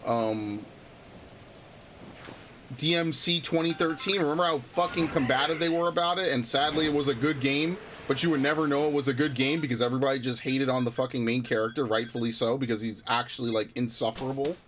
There's a whole game of insufferable ass characters when Dante is like one of the most charismatic characters in like gaming history, basically. They've been an action game out of a game that was previously stop and shoot. Yeah, I mean, you could have the walking and shooting, right? But the thing about it is that it was obviously a fucking co-op game. Like, you can't, when you make a co-op game, like, I don't really think co-op in horror can exist unless it's a game like Phasmophobia or something. Half-ass is an example of the franchise I'm playing now. I mean, Lord knows I have spoken my piece, so I'll skip over that. But, like, no, it was just disappointing. It's like, you could have had a good game, but you didn't make what people wanted. And then the game that you made wasn't even good to the people that played it. Like, it wasn't even a good game by itself, right? It's like, you remember when they announced Shin Megami Tensei X Fire Emblem and people were like super excited, and then it turned into Tokyo Mirage Sessions and people were like, wow, this sucks. It actually was a good game. Like, Tokyo Mirage Sessions is actually a good game all in its own right. It's just not what people wanted. Operation Raccoon City was neither of those things. It was not what people wanted, and it wasn't a good game. So what was it? It was just a $60 cash grab, and I fell for it because I was like, oh, I trust Capcom. This is why you never trust no fucking game studios, man. Then they wonder why people don't want to pay more for games, why people don't want to pay $70, $80 for a video game. I mean, maybe if you didn't spend the last decade with online passes and nickel and diming people for every single cent they possibly could own, maybe then people might be willing to say, all right, I'm willing to fucking take the L or, you know, take a leg here, right? Go on a risk or go on a limb. You know, like they want to cry, oh, well, games are actually worth 93. That's the Gotham Knights dude. He deleted this tweet. I think he even fucking privated his Twitter, right? Oh, you should actually pay us $93. Motherfucker, why don't you go talk to WB and see if WB will pay you more money? What do you mean 93 fucking dollars for a game? Is your game worth $93? Dude, they put that game up to a fucking microscope the minute he said that. By the way, that's our second Paris this stream. This is only the 4th time I've gotten the same Pokemon in one stream like this. This one was not random though. This one was from an outbreak. The game that worked was Outbreak File 1 and 2. Yeah, stuck on a good system with a bad network, right? Imagine if they just ported it and just had it be like, hey, you could... Imagine if that's what they remade Resident Evil 3 with, right? like, the Resident Evil 3 remake, in my opinion, is so disappointing because not only did they gut what made Resident Evil 3 special, they tried to justify what would have otherwise been a $30 expansion to Resident Evil 2 by tacking on some shitty multiplayer mode. And I don't know, maybe the multiplayer mode is fun, but like when I play Resident Evil, I play it for single player. I think that's the majority of people who like Resident Evil and have played it for so long, right? Oh, I didn't come back and get the sister after I caught that shiny. That's just whatever. The shiny is what really matters. We don't really care about the rest of that. And I think that's the big thing, right? It's like people play survival horror, right? They ruined Dead Space doing this. They ruined Dead Space because they wanted to add co-op to a franchise that did not need it. And that's like one of the most depressing things that ever happened, is that they took a really good original franchise and destroyed it. I mean, you say there's not enough content. I mean, so what content did they really have in that game? They didn't bring back the true Resident Evil 3, and then they didn't bring back, like, there wasn't enough content in the multiplayer. So, like, I don't know. RE Versus just launched, and I just don't care, right? Like, I mean, maybe I'll care about Resident Evil 4 remake, because obviously, you know, like, that's a big game for me. It's a big game just in my life, right? For both, it's a game I watched a lot of on YouTube. It's a game I played a lot, not on the channel. It was like one of the last big games I played before going balls deep into YouTube, basically, was Resident Evil 4. That was like one of the last few games. It was like a year before I got my capture card. I was really heavily into that because it was on the Wii, and I was like, yo, this is dope. And more cosmetics, yeah, so you could buy, yeah, could you buy the cosmetics with real world money? I could already finish this fucking plot line for you, because that's what every game does now. They make it so you have to buy cosmetics to, like, dress up your character and shit. And I'm like, but if you made a good game, I'd want to do that. Like, I think they skipped the part where you make a good, fun game, and then people will just want to spend money on it because they'll play the game a whole bunch. Are you guys gonna run? Thank you. And I have the added bonus of not catching it. Very nice. Like, people will spend money on a game if it's good. Like, if it keeps them coming back over and over again, right? I just think that a lot of companies just forgot that. Like, they just rather take the shortcut. They'd rather take the easy way out. And I disagree with that. I think that they should not do that, obviously. But it's not the first game that had a tacked on multiplayer to justify $60, right? God of War Ascension had a multiplayer mode. I don't think anyone remembers this. I might be one of the few people that does. It wasn't a bad one, but you could tell it was only there to pad out the price tag so they could sell another God of War game for $60 in 2013. The same thing with Gears of War Judgment, which I think came out later that exact same year. It's like, we're just gonna put a multiplayer mode in just to slam a multiplayer mode into the game. What, the God of War one was good? Yeah, it wasn't a bad multiplayer.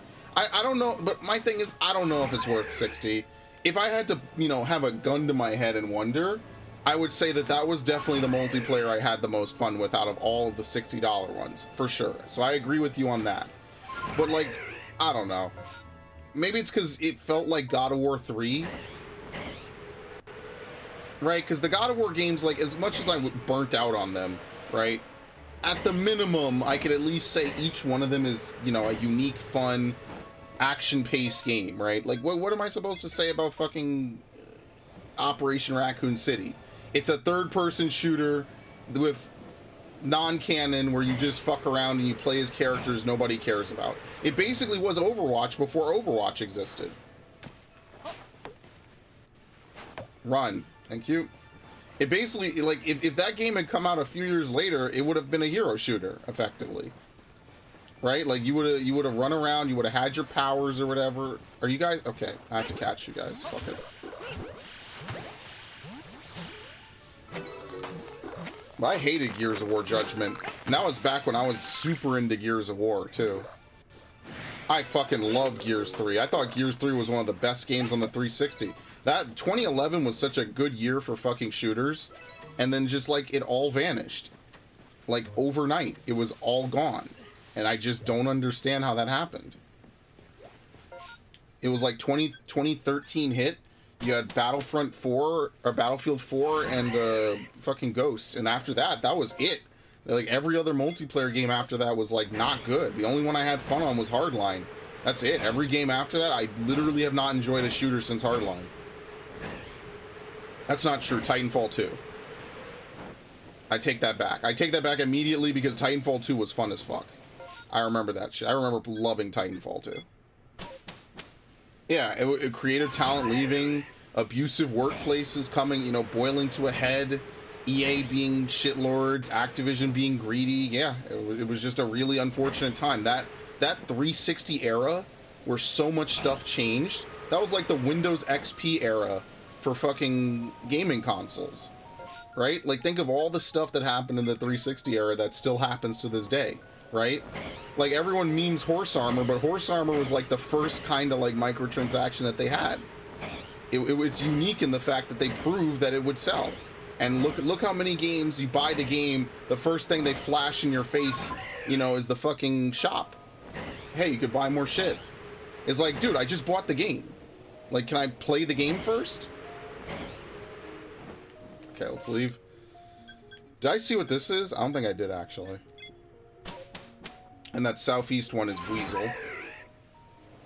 It's like, motherfucker, I just got here. Let me play the goddamn game.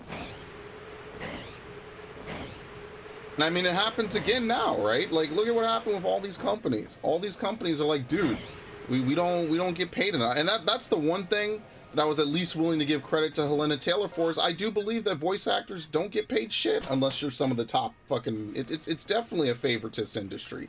Troy Baker admitted as much. Now, obviously, I think it was a joke, but I think it was one of those, like, tongue-in-cheek, like, we all know it's actually true, but it's also phrased as a joke jokes. Like, I really do believe that, like, these people don't get paid enough for either making the game or voice acting it, or any of it. I think the people that make the most money are the dudes that probably have the least involvement. Which is basically what happened with Anthem. Everyone who was a higher up at EA and a higher up at BioWare got paid for Anthem, and they got paid royally. Everyone else had to do crunch and got basically shit for it. And then the game is dumped. And now no, it's dead. Modest. Oh my god, modest and timid. Someone loves me. Okay. Sucks. And we could live in a glory era where, like, all we have are non-stop good games. Like, really think about it, right? Like, any any company right now can go on their Twitter and post a tweet and be like, you know what would be cool, guys? What do you want? Do you want a Master Chief TV show, right? Do you want a new Halo RTS, right? They could, you know, I'm not, obviously there's contracts and shit all over the place, right? But they could go online. They could make their own website. They could do anything in the fucking world and get instant feedback endlessly for a week. They could run a poll and see what people want to see in a game and then do it.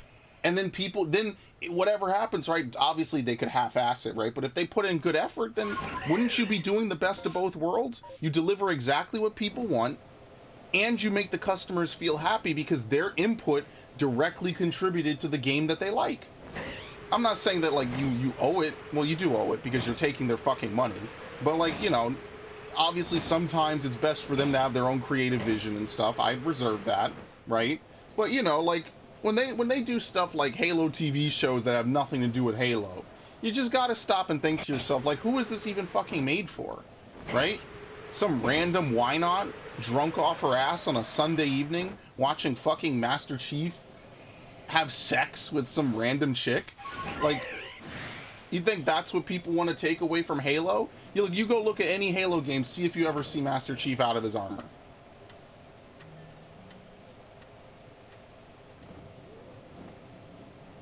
I don't really want to dig through this. Let's see if we get a shiny up front.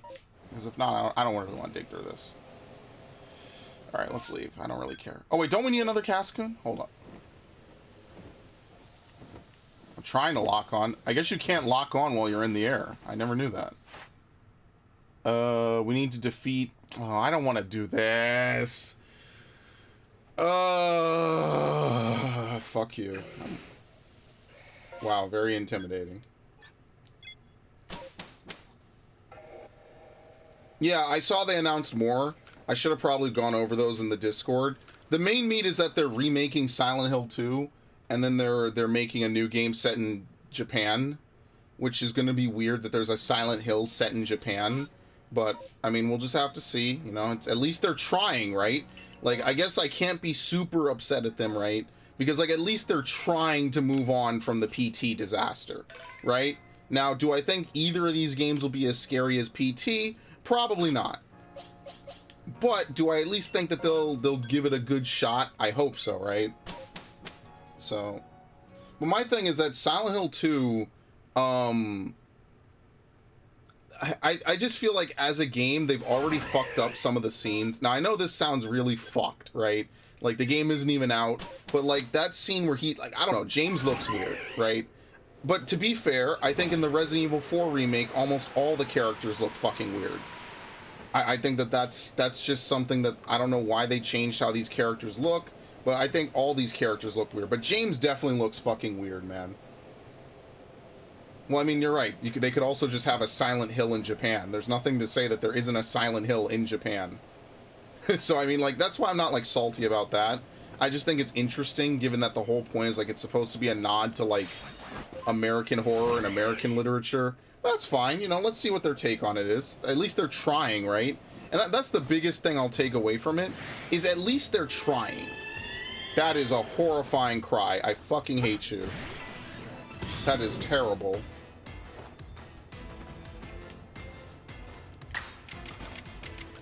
But yeah, they've already kind of messed up that intro scene for Silent Hill 2. And I understand when people are like, hey, this doesn't really look like the original.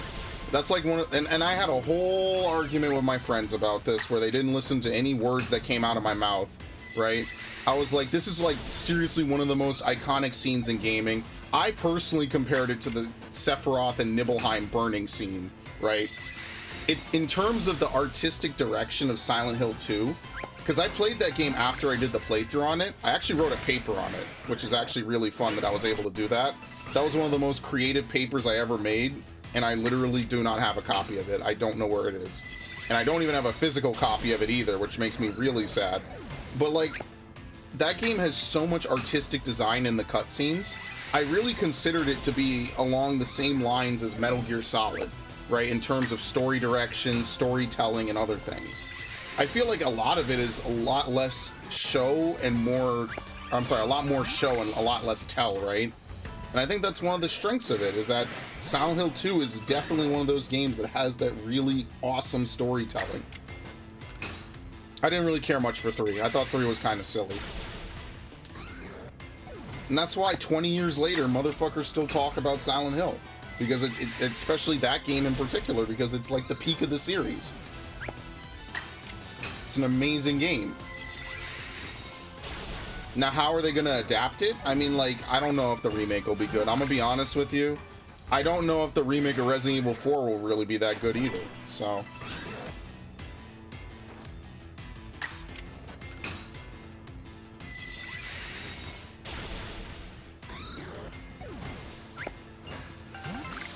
do I think it'll be shit? No. But do I think it'll be Resident Evil 4? No.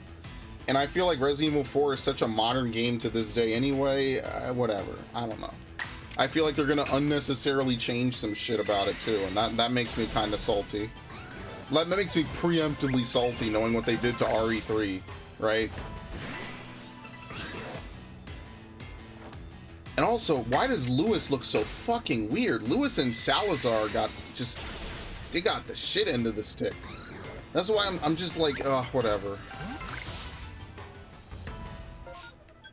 I don't know. I'm personally just not really feeling it too much, but I mean, I'll play it because, you know, I liked Resident Evil 8. I think they're doing good work. It's just I wish it was Code Veronica.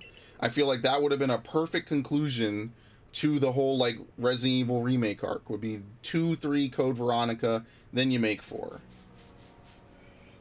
Because her chest was too big for her age. She was like 24 or some shit in the original, I'm pretty sure.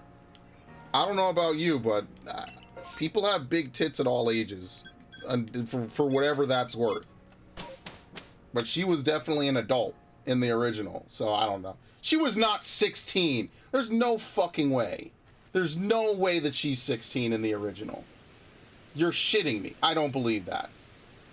No, she was not. I gotta look this up. I don't believe you. I feel like she was 24, right?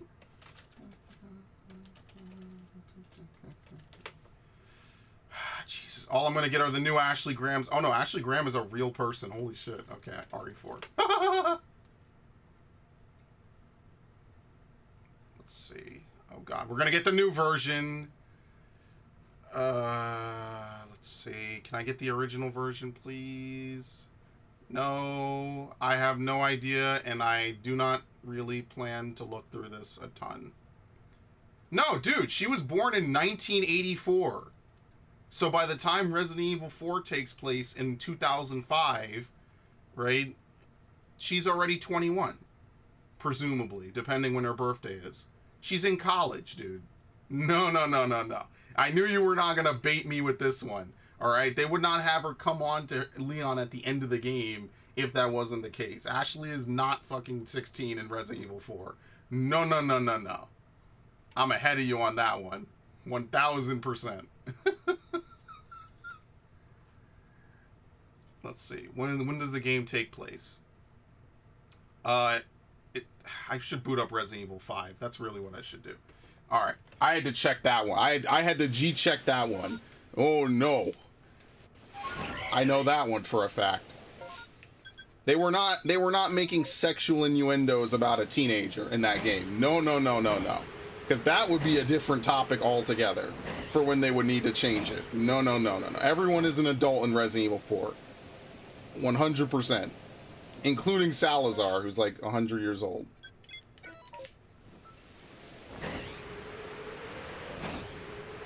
But yeah, what was I saying anyway? Yeah, I don't know. They just changed too many of the characters. They don't act... Okay, now that's a different story, see? Now they don't act like adults, but that's because they still had cheesy dialogue in the 2000s. Leon still thinking it was his penis. Yeah, but not about Ashley. About Ada. Dude, that's even the meme. That is literally a meme in the modern day, where they have the weird picture of Leon looking like an idiot, and Ashley's like, "So you want to come back to my place for overtime?" And Leon's like, "Psh, no way," and he says a gamer word, which is absolutely hilarious. Because when I first played the game, I was like, "Ah, that's hilarious." Because Leon's a flirt. Leon after Resident Evil 2 is such a fucking hilarious character. Just to watch in action in that whole game, it's absolutely amazing. I love that game. That game is so 2000s, it hurts. And that's why a remake of it is just going to erase a lot of the identity of it for me.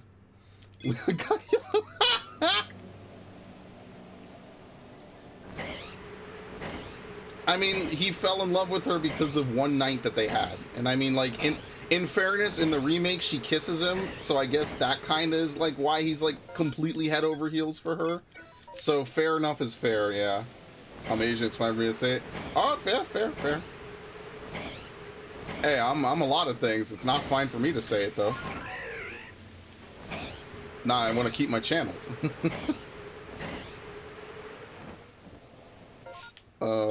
Nothing over here. What was this? It was Scyther. Oh my god. Okay, let's fly over here and let's fly south. What time is it? Fuck. It's almost midnight. Oh my god, I've only streamed an hour and a half. Dude, I've streamed an hour and a half. We found like 7 shinies. It's absolutely ridiculous. But yeah, no, that game is just a perpetually 2000s era game, right? Because the 2000s are such a nice mix of like the 90s and like, you know, what would be the modern era. I mean, that's, you could say that about any timeline, right? But like a lot of the humor, a lot of the gameplay elements, right?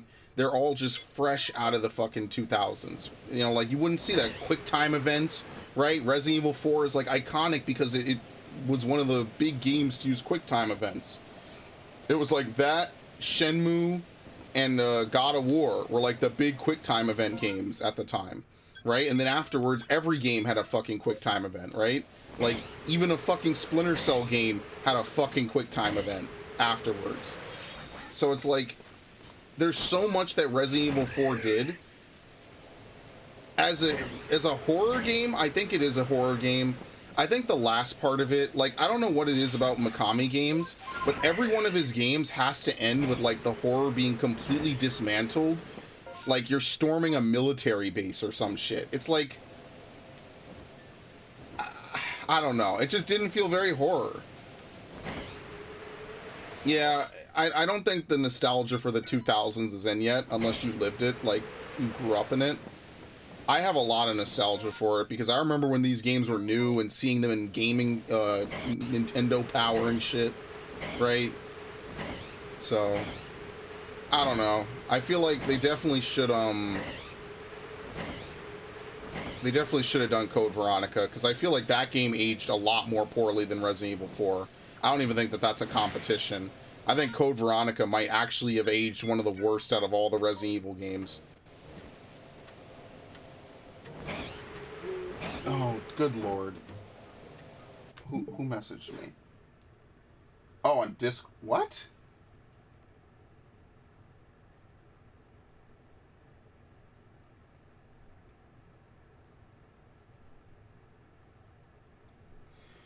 Alright, throw that in the dumpster. I don't care. And, dude, as soon as I put my phone down...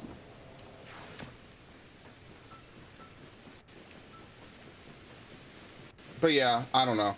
I feel like there's just other things. But I mean, like, at least now I could argue Capcom is making games worth $60. Like, the models don't kill it for me. It just looks weird. Okay, Salazar looks terrible. I don't know what they were thinking for Salazar. I don't know what they were thinking for Lewis. I think Ashley Graham's model is better. I think Leon, they're obviously reusing his, you know, Resident Evil 2 look. And obviously Ada as well, right? I'm trying to think who else is going to be in it, right? Krauser I haven't seen, right? Like, I didn't watch their big showcase yesterday. I just kind of didn't care, so I just didn't watch it. Trying to think. Oh, apparently you could parry the Chainsaw Man now, right? Obviously, I don't think it'll be super easy to do.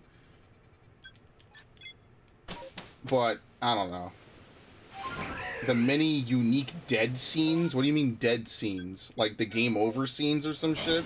Well, they're gonna probably tone down the escort mission, right? I think Resident Evil 4 might be one of the biggest escort missions in video game history. I don't think that there's been a game that featured a cart someone from A to B plotline anymore than Resident Evil 4 did. That is quite literally like half of the game. Is you leading Ashley to places and trying to prevent her from dying. So I think a lot of things will become easier. They'll probably throw in some stuff. I don't know. I just think they're going to strip a lot of its identity. And the only reason I ramble about it so much is because this, like, it's really hard for me to say how important this game was to me on, like, so many levels, you know? Like, when I was in 7th grade... I'm sorry, when I was in 8th grade, I finally started doing well again in school because I didn't do well in 6th and 7th grade for a bunch of reasons.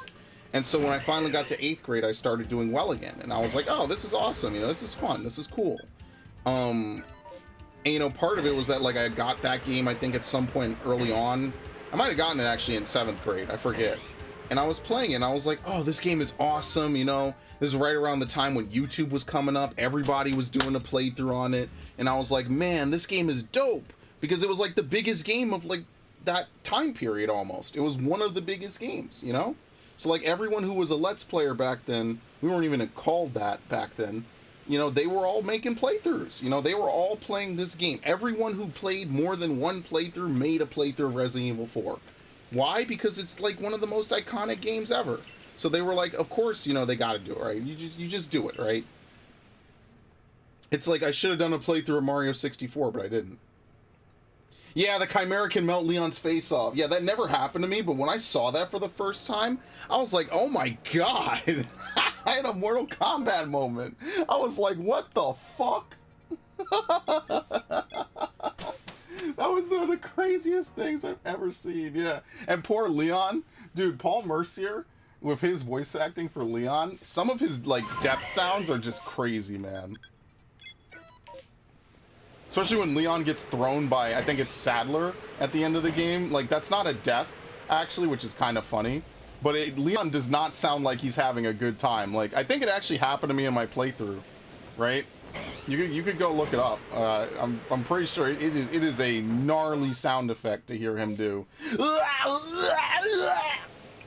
And you just stand up.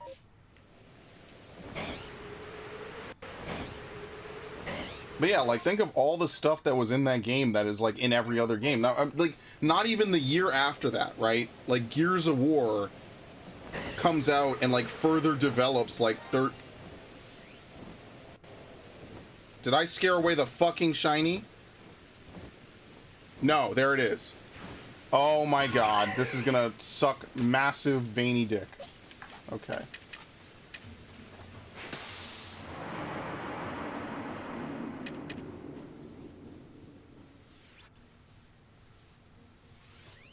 Now I feel like I'm playing Phantom Pain.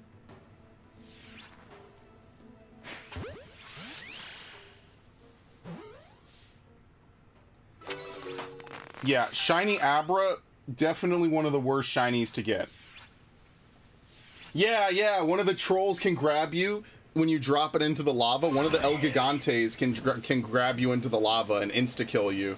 I think it's a check. I think it's really deceptive. He'll legit be down there for, like, I want to say 10 to 15 seconds, then randomly will check to see if you're near the edge of the platform, and then try to grab you. It's actually, like, one of the craziest things. Like, there's a lot of detail in that game and a lot of ways to die in that game that are incredibly unique.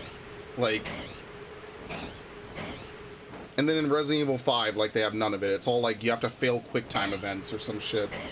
That's why Resident Evil 5 just did not have the same impact as Resident Evil 4 did for me. Like, it was cool. I definitely played more of 5 because it was on the 360. And at the time, I didn't have a way to play my Wii on my, at the time, monitor. But I didn't like it as much. I was like, you know, I played it solo. I got a lot of the infinite ammo weapons, and I did the same thing again when I was playing Resident Evil 5 Remastered. But it just wasn't the same, you know? I didn't buy any of the DLCs either. I didn't like 5 as much as 4. And I mean, I think the reason's kind of obvious, because 4 just felt fresher. It's crazy to think that the game that's older at that point by almost 4 years felt fresher than what we got, because they took out all the other stuff. Never play 5 solo. Actually, ironically, I actually really like playing it solo, because AI Sheva, I never had a problem with her the way some people did. Maybe it's because I gave her a lot of ammo. And just, I don't know. I didn't have as much of a problem with her as people did. I feel like a lot of times people just put her in bad situations and don't help her. If you help her, the game is fine. I didn't have much of a problem. Because I was going to try to beat Resident Evil 5 on professional mode. That's when the AI is too stupid to fucking operate. Because I could not figure out for the life of me a way to get past 1-1 with, even with Infinite Rocket Launcher. I could not figure out a way to get past 1-1.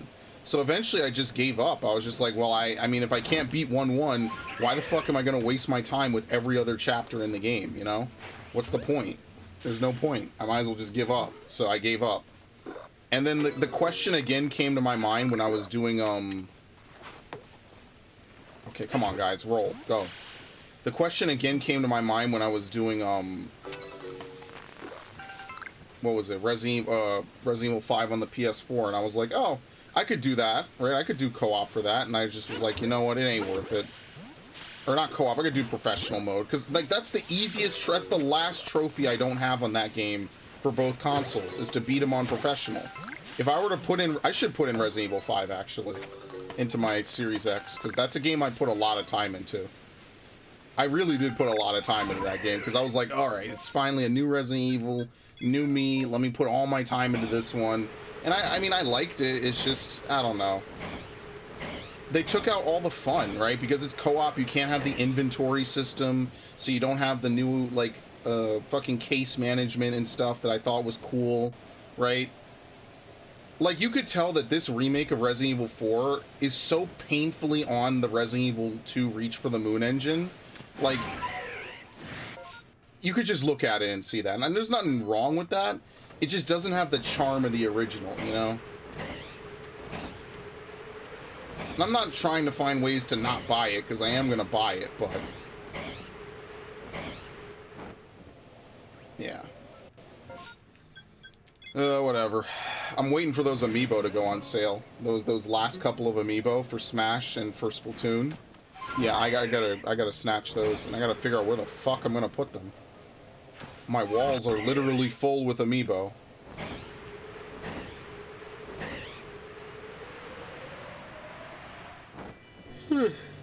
Oh man.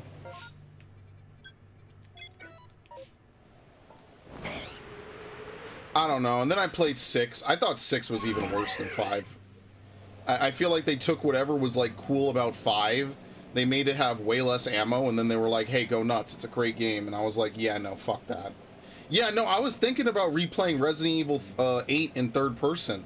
I genuinely feel like it would be a completely new game almost. Right? I think that that's actually really cool. Like, I like that I got to play it in first person first. Right? Because that's like the whole Ethan Winters like saga is like him in first person. But playing that in third person could actually be really good. I think that's a great idea for a playthrough. I think you could almost like completely re-experience the game, right? I think it's easier for first-person games to become third-person games than for third-person games to become first-person games. So I think in this case it actually works out very nicely. Right? Because you could always take Call of Duty and make it third-person. I mean, they did that in Modern Warfare 2, and then they did it again with the one that's about to come out, right? Easy, no problem. It's hard to take it. I don't know if you could take a third-person game and make it first-person. I'm just being honest with you. I think that that might be impossible. Or if you do, it won't play well. So.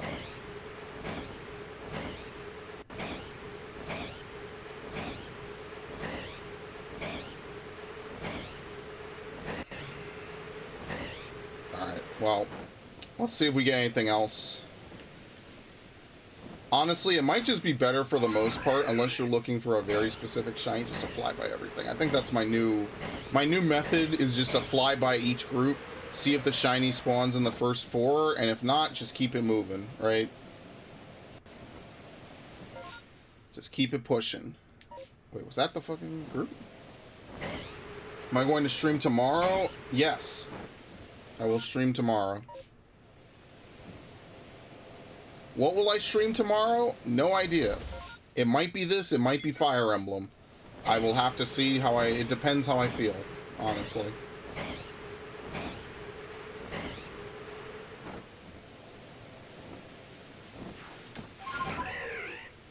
Alright, let's leave. Resident Evil 8, we are going in. I'm probably not going to replay it anytime soon, but yeah, I definitely support anybody replaying that, man. That's a good idea. Fuck the schedule, fuck the Oscars. Nah, I don't know. I'll see what I want to get, right? Because I want to get the Xenoblade DLC, but I might get it closer to like next year when the actual story comes out for it. Because I'm actually interested what story they're even going to put in it. And then, like, Stranger of Paradise has its DLC, right? I kind of want to play that because I feel like Stranger of Paradise was one of my biggest playthroughs this year. So, like, by default, I kind of want to go and play it, right? What else? There's some older games I want to replay. Like, I want to replay Dead Space 2 before Callisto comes out. Oh, fuck the Dead Space remake, by the way. These slimy pieces of shit at EA over here literally firing an entire studio's worth of people and then just to necro their dead franchise that they themselves ruined. Go to hell. Genuinely, sincerely, go to hell. EA is legit one of the worst companies ever, dude. What they did to Visceral Games was fucking awful. That shit was evil, man. And now they have the balls to necro fucking Dead Space like they're gonna, like, fucking, I don't know, man, whatever. That shit still pisses me off. It still pisses me off to this day that they did that. Yeah, Strangers of Paradise is coming. Or it's getting DLC. I don't know who Greg is. Well, I'm excited. I'm actually very interested. Because I genuinely love Strangers of Paradise. That's my runner-up for Game of the Year for this year. Like, absolutely. I think that Strangers of Paradise is right behind Xenoblade in terms of just quality, bang for buck, gameplay. Gilgamesh is Greg? What the fuck kind of joke name is this? Oh, I saw the meme on Twitter. I hate that I know exactly what you're talking about. God damn it. Guys will be like, it's the hero, it's the legend, and it's literally just some dude named... What the fuck was that? Did an amiibo just fall off the wall? Am I bugging? Y'all heard that, right? Oh, fuck the Hildebrand story. I hate Hildebrand. What fell? Something fell. I can't tell what. Oh, shit. It was Joker. Joker fell. That's like one of the last ones I did not nail to the ground. Okay. There you go. I found it. I got it. We're good. I was just looking. I'm like looking all over the place. I'm like, I've nailed almost every Smash amiibo to the wall behind me. The only ones I haven't nailed are Robin, Mailcorin, Min Min, Pac-Man, Snake, Sonic, both Bayonetta's 2-player, Hero. Is that fucking Minecraft? Yeah, the Minecraft double pack. There's like a couple more I can't see. Young Link. I just have to take off the sticks and then whatever, do something else. Oh, if R2-D2 fell, I'd be super pissed because I actually put him up on top of my bookcase and I'm actually paranoid he's gonna fall off if we have like an earthquake or something. Now, if we have an earthquake in New York, we have bigger problems than my R2-D2 going splat, right? Okay, thank you guys for confirming that, so I'm not just going crazy. I do need to get something to drink, though. I have not had anything to drink in hours. In fact, let me finish my fucking food from like 2 hours ago. It's delicious, though. That's ridiculous. That shit scared the shit out of me. Remember that used to happen all the time?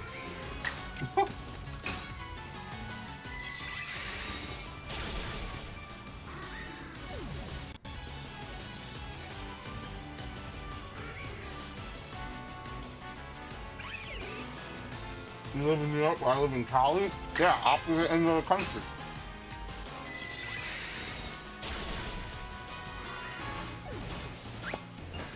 I've always lived in New York. This has been my room since childhood.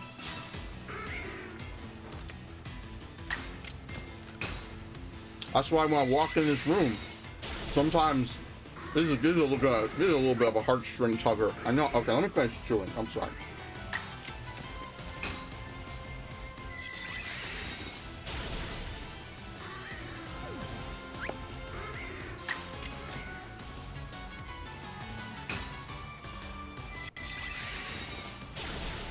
That's so fucking delicious, by the way.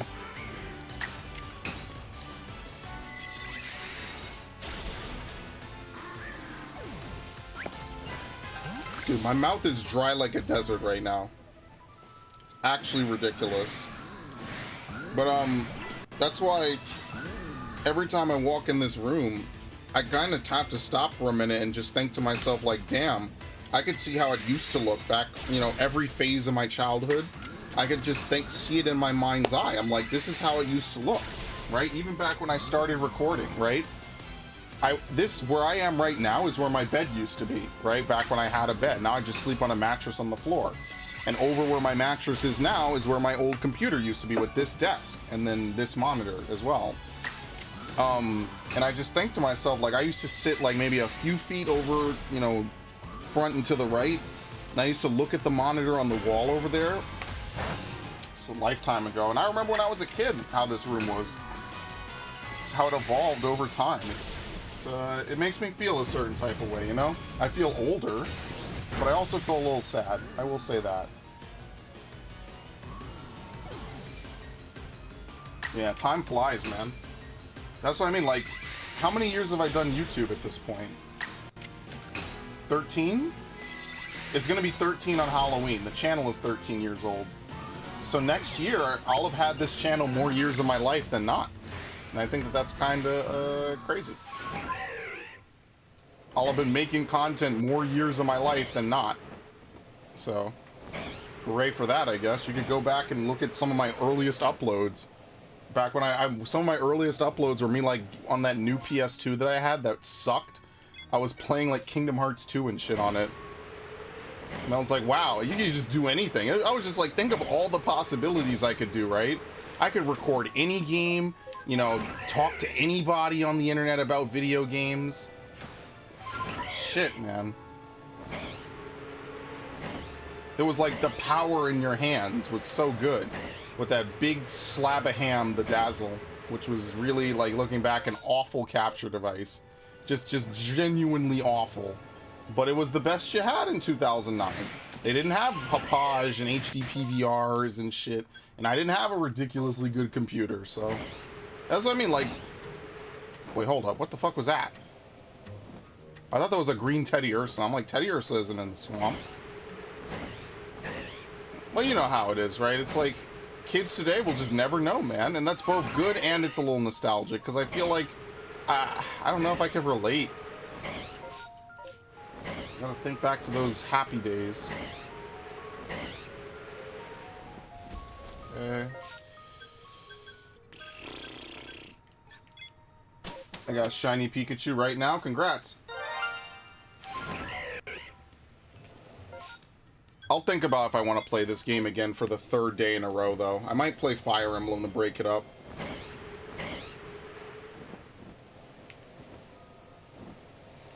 Let's see if we could hear that sound effect one more time tonight. I'd actually really like it if I could get one more shiny tonight. I know I'm greedy, but I'd like to hear it. There's something just therapeutic about seeing and hearing it, right?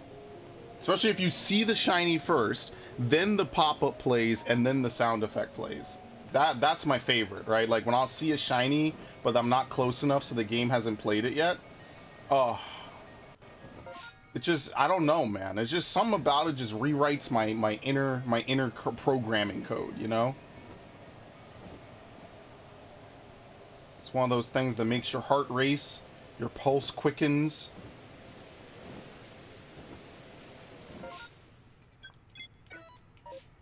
Got a Pichu so I can help my decks and then shiny replace the Pichu. Or the Pikachu. Yeah, I definitely finished all my stuff before I started doing shiny hunting. I was not shiny hunting this game when I was completing the decks. But to be fair, it didn't take me more than, what, 10 streams to fully max out, like, everything in this game. That's what happened. I was like, okay, well, what do I even do in this game now? And it just became about shiny hunting. So there you go.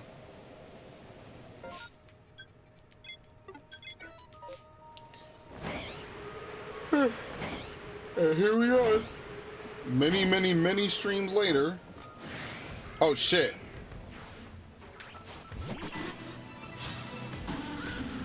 Ooh.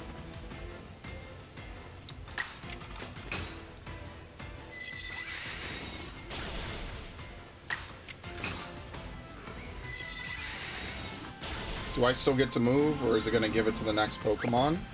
Nope. Very nice.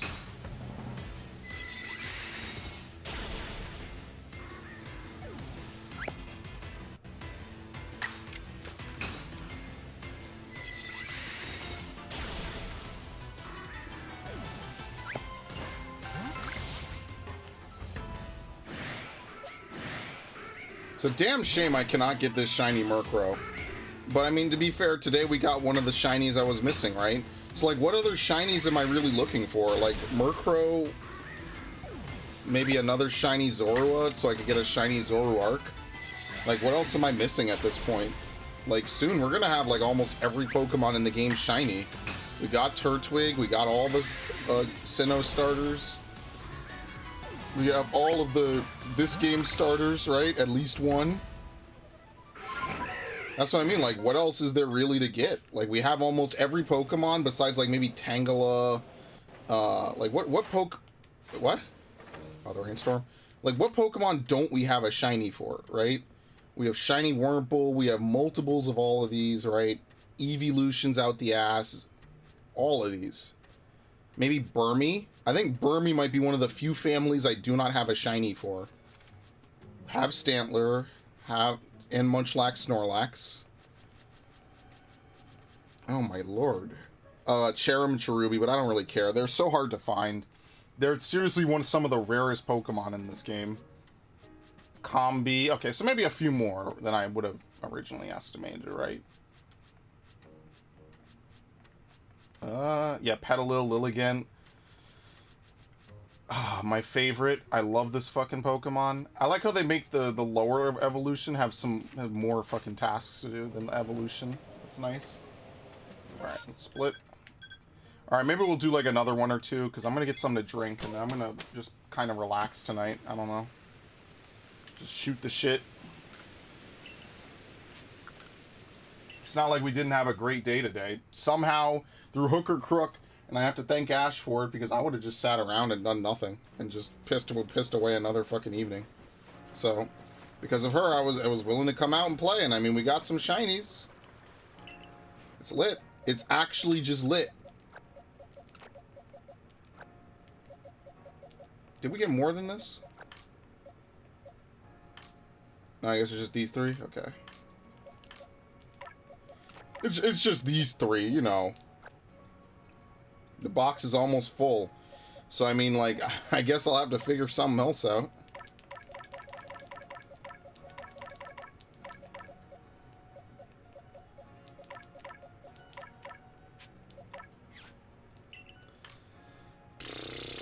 I'm probably gonna get rid of, like, half of these fucking Rufflets, honestly. Like, if I wanted to catch some Braviaries, I could totally do it. And probably should get rid of... I should get rid of, like, most of these, right? Because I could just catch a ton of these whenever. Like, is Sneasel even good poison fighting? Like, that's what I'm talking about. Like, are we even gonna ever use Sneasler? Like, really think about this one for a minute. Are we ever actually going to use it? Probably not.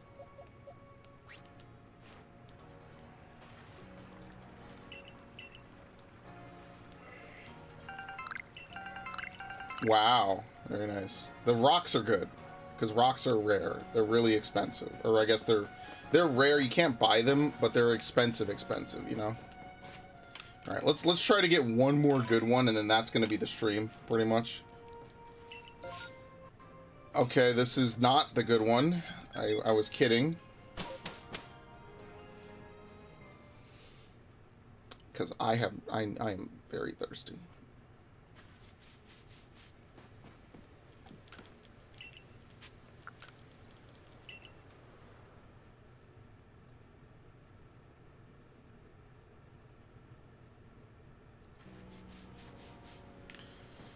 Okay.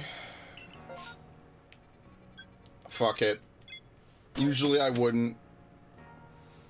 But you just get to go in tourist mode and just fly around and look at stuff.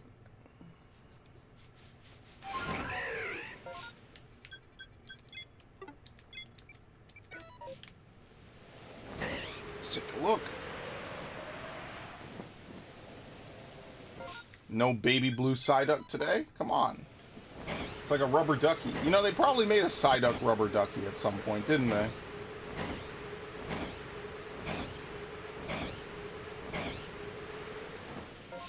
Cricketot. Oh, this one is such a pain to get to because you have to fly up.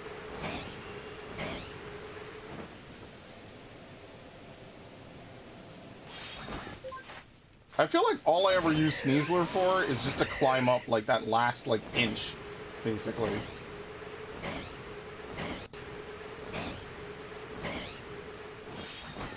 Just literally yank myself onto the cliff. That's it. That's all I ever use Sneasler for.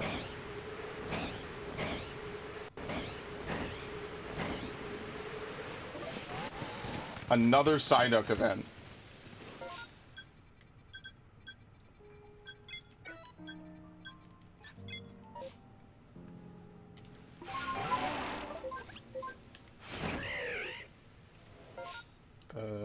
This way.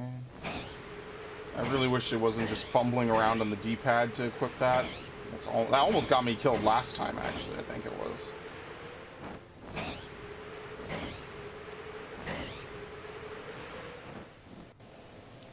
Look at tongue. Name my shiny Pikachu. I can't name stuff, dude. I'm terrible at naming stuff. I can do it. I refrain. I plead the fifth.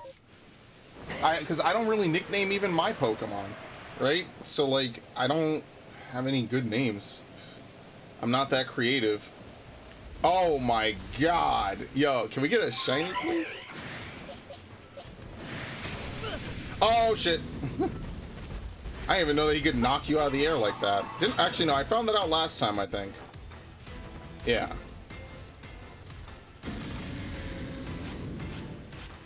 Oh, he's level 82. Wow, I just don't get to move multiple times at all. That kind of sucks.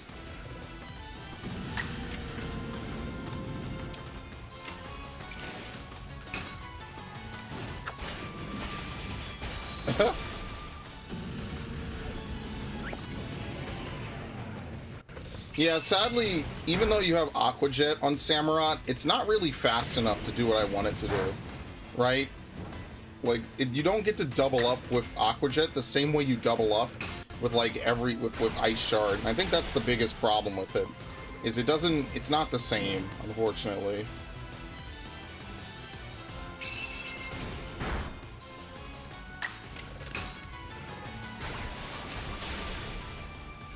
Wow.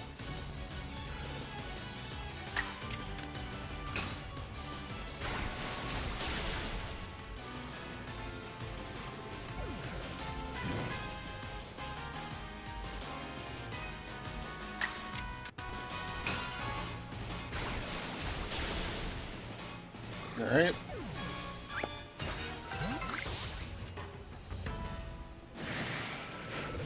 Oh, what is this? Numbers. Okay, there's a chance we'll get 2 more.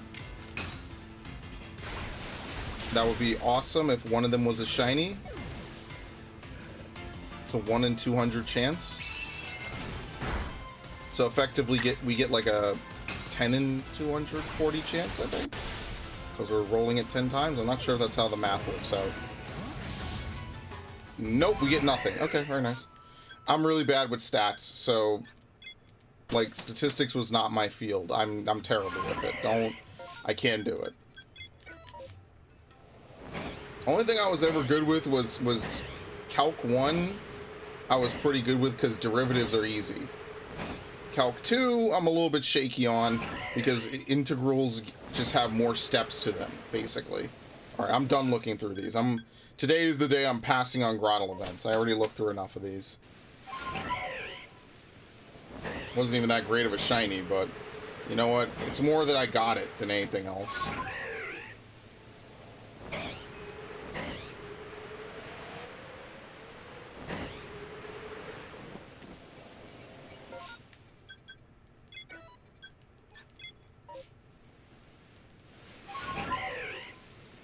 Oh boy.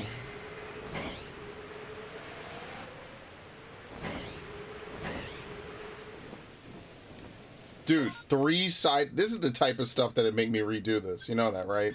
I would take one look at this event and be like, yeah, I'm not doing this.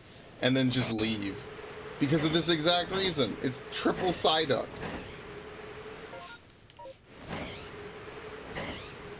And nobody would ever stick around through one of these. But I will.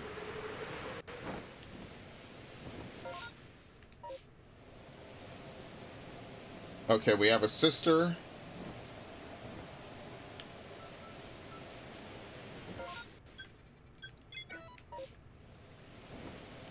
Which, to be fair, I mean, like, yeah, I should defeat sisters so I get money. I don't care too much because I have, like, 67 nuggets. And I'm already back to where my money was before I spent it all to unlock all those fucking inventory upgrades that didn't do anything.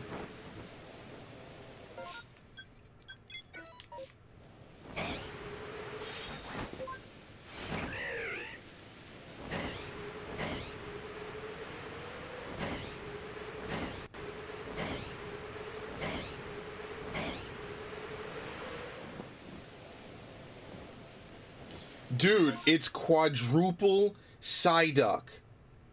Right? Yeah, this is also a Psyduck. Okay, that's disgusting. Alright, let's go get the money from the sister, and then I'm out. I think that's pretty good. We got a good stream today. I mean, I shouldn't even complain about the shinies we got, because we got a ton of those too. So I'm pretty thoroughly satisfied, right? I think we got a good amount of stuff. And, where is she again? There we go. What does she use again?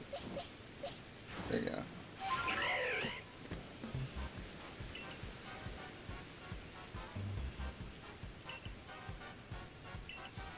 I guess if you walk up to her directly, she says something else. Like, she says, oh, it would have been cute to see you run. I guess if you approach her, like, with your back to her or your side, she's like, you can't detect an attack, and then otherwise you sneak up behind her. It's really weird.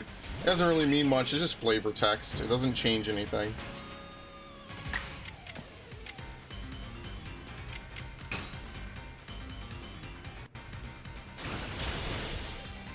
It's like when you had the mirror radar in XD.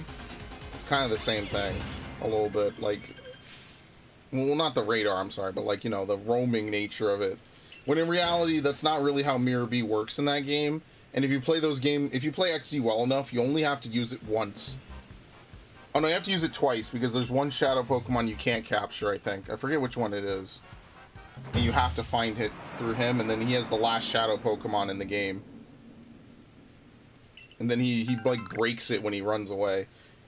And he's guaranteed to break it at that point, because you can only get that final shadow Pokemon if you have got every other Pokemon from him. Right? You had to have caught every single other Pokemon in the game first. And that's one of the things I liked about XD and Kahlo. Like, Kahlo is just a slow game. Like, people say it's hard. I see why they say it's hard. It's not like most Pokemon games where they start at like level 10 and then gradually up the ante across like a long playthrough, right? Kahlo starts at like 40 and I think it ends at like 70. Like, it definitely is one of those, like, yeah, we're starting at the end game games, you know? Like, we're not actually like leveling up or anything. Like, yeah, we do. And realistically, Coliseum is a very short game. It's just that there's so many battles in it and so much backtracking that it ends up taking like multiple hours just to do simple parts of the game. Even if you turn off everything, it just takes so long because the fights just take long times. Because every fight is a double battle in Coliseum. Every single fight. The only way you can play single player is if you use the Coliseum mode. But anyway, that's neither here nor there. I am going to go get something to drink. I'm gonna go just do some other stuff, just chill. So thank you everybody who came out. Epic, Raiden, Ash, and happy birthday to you, Raiden. Hope you have a good one. Take it easy, man.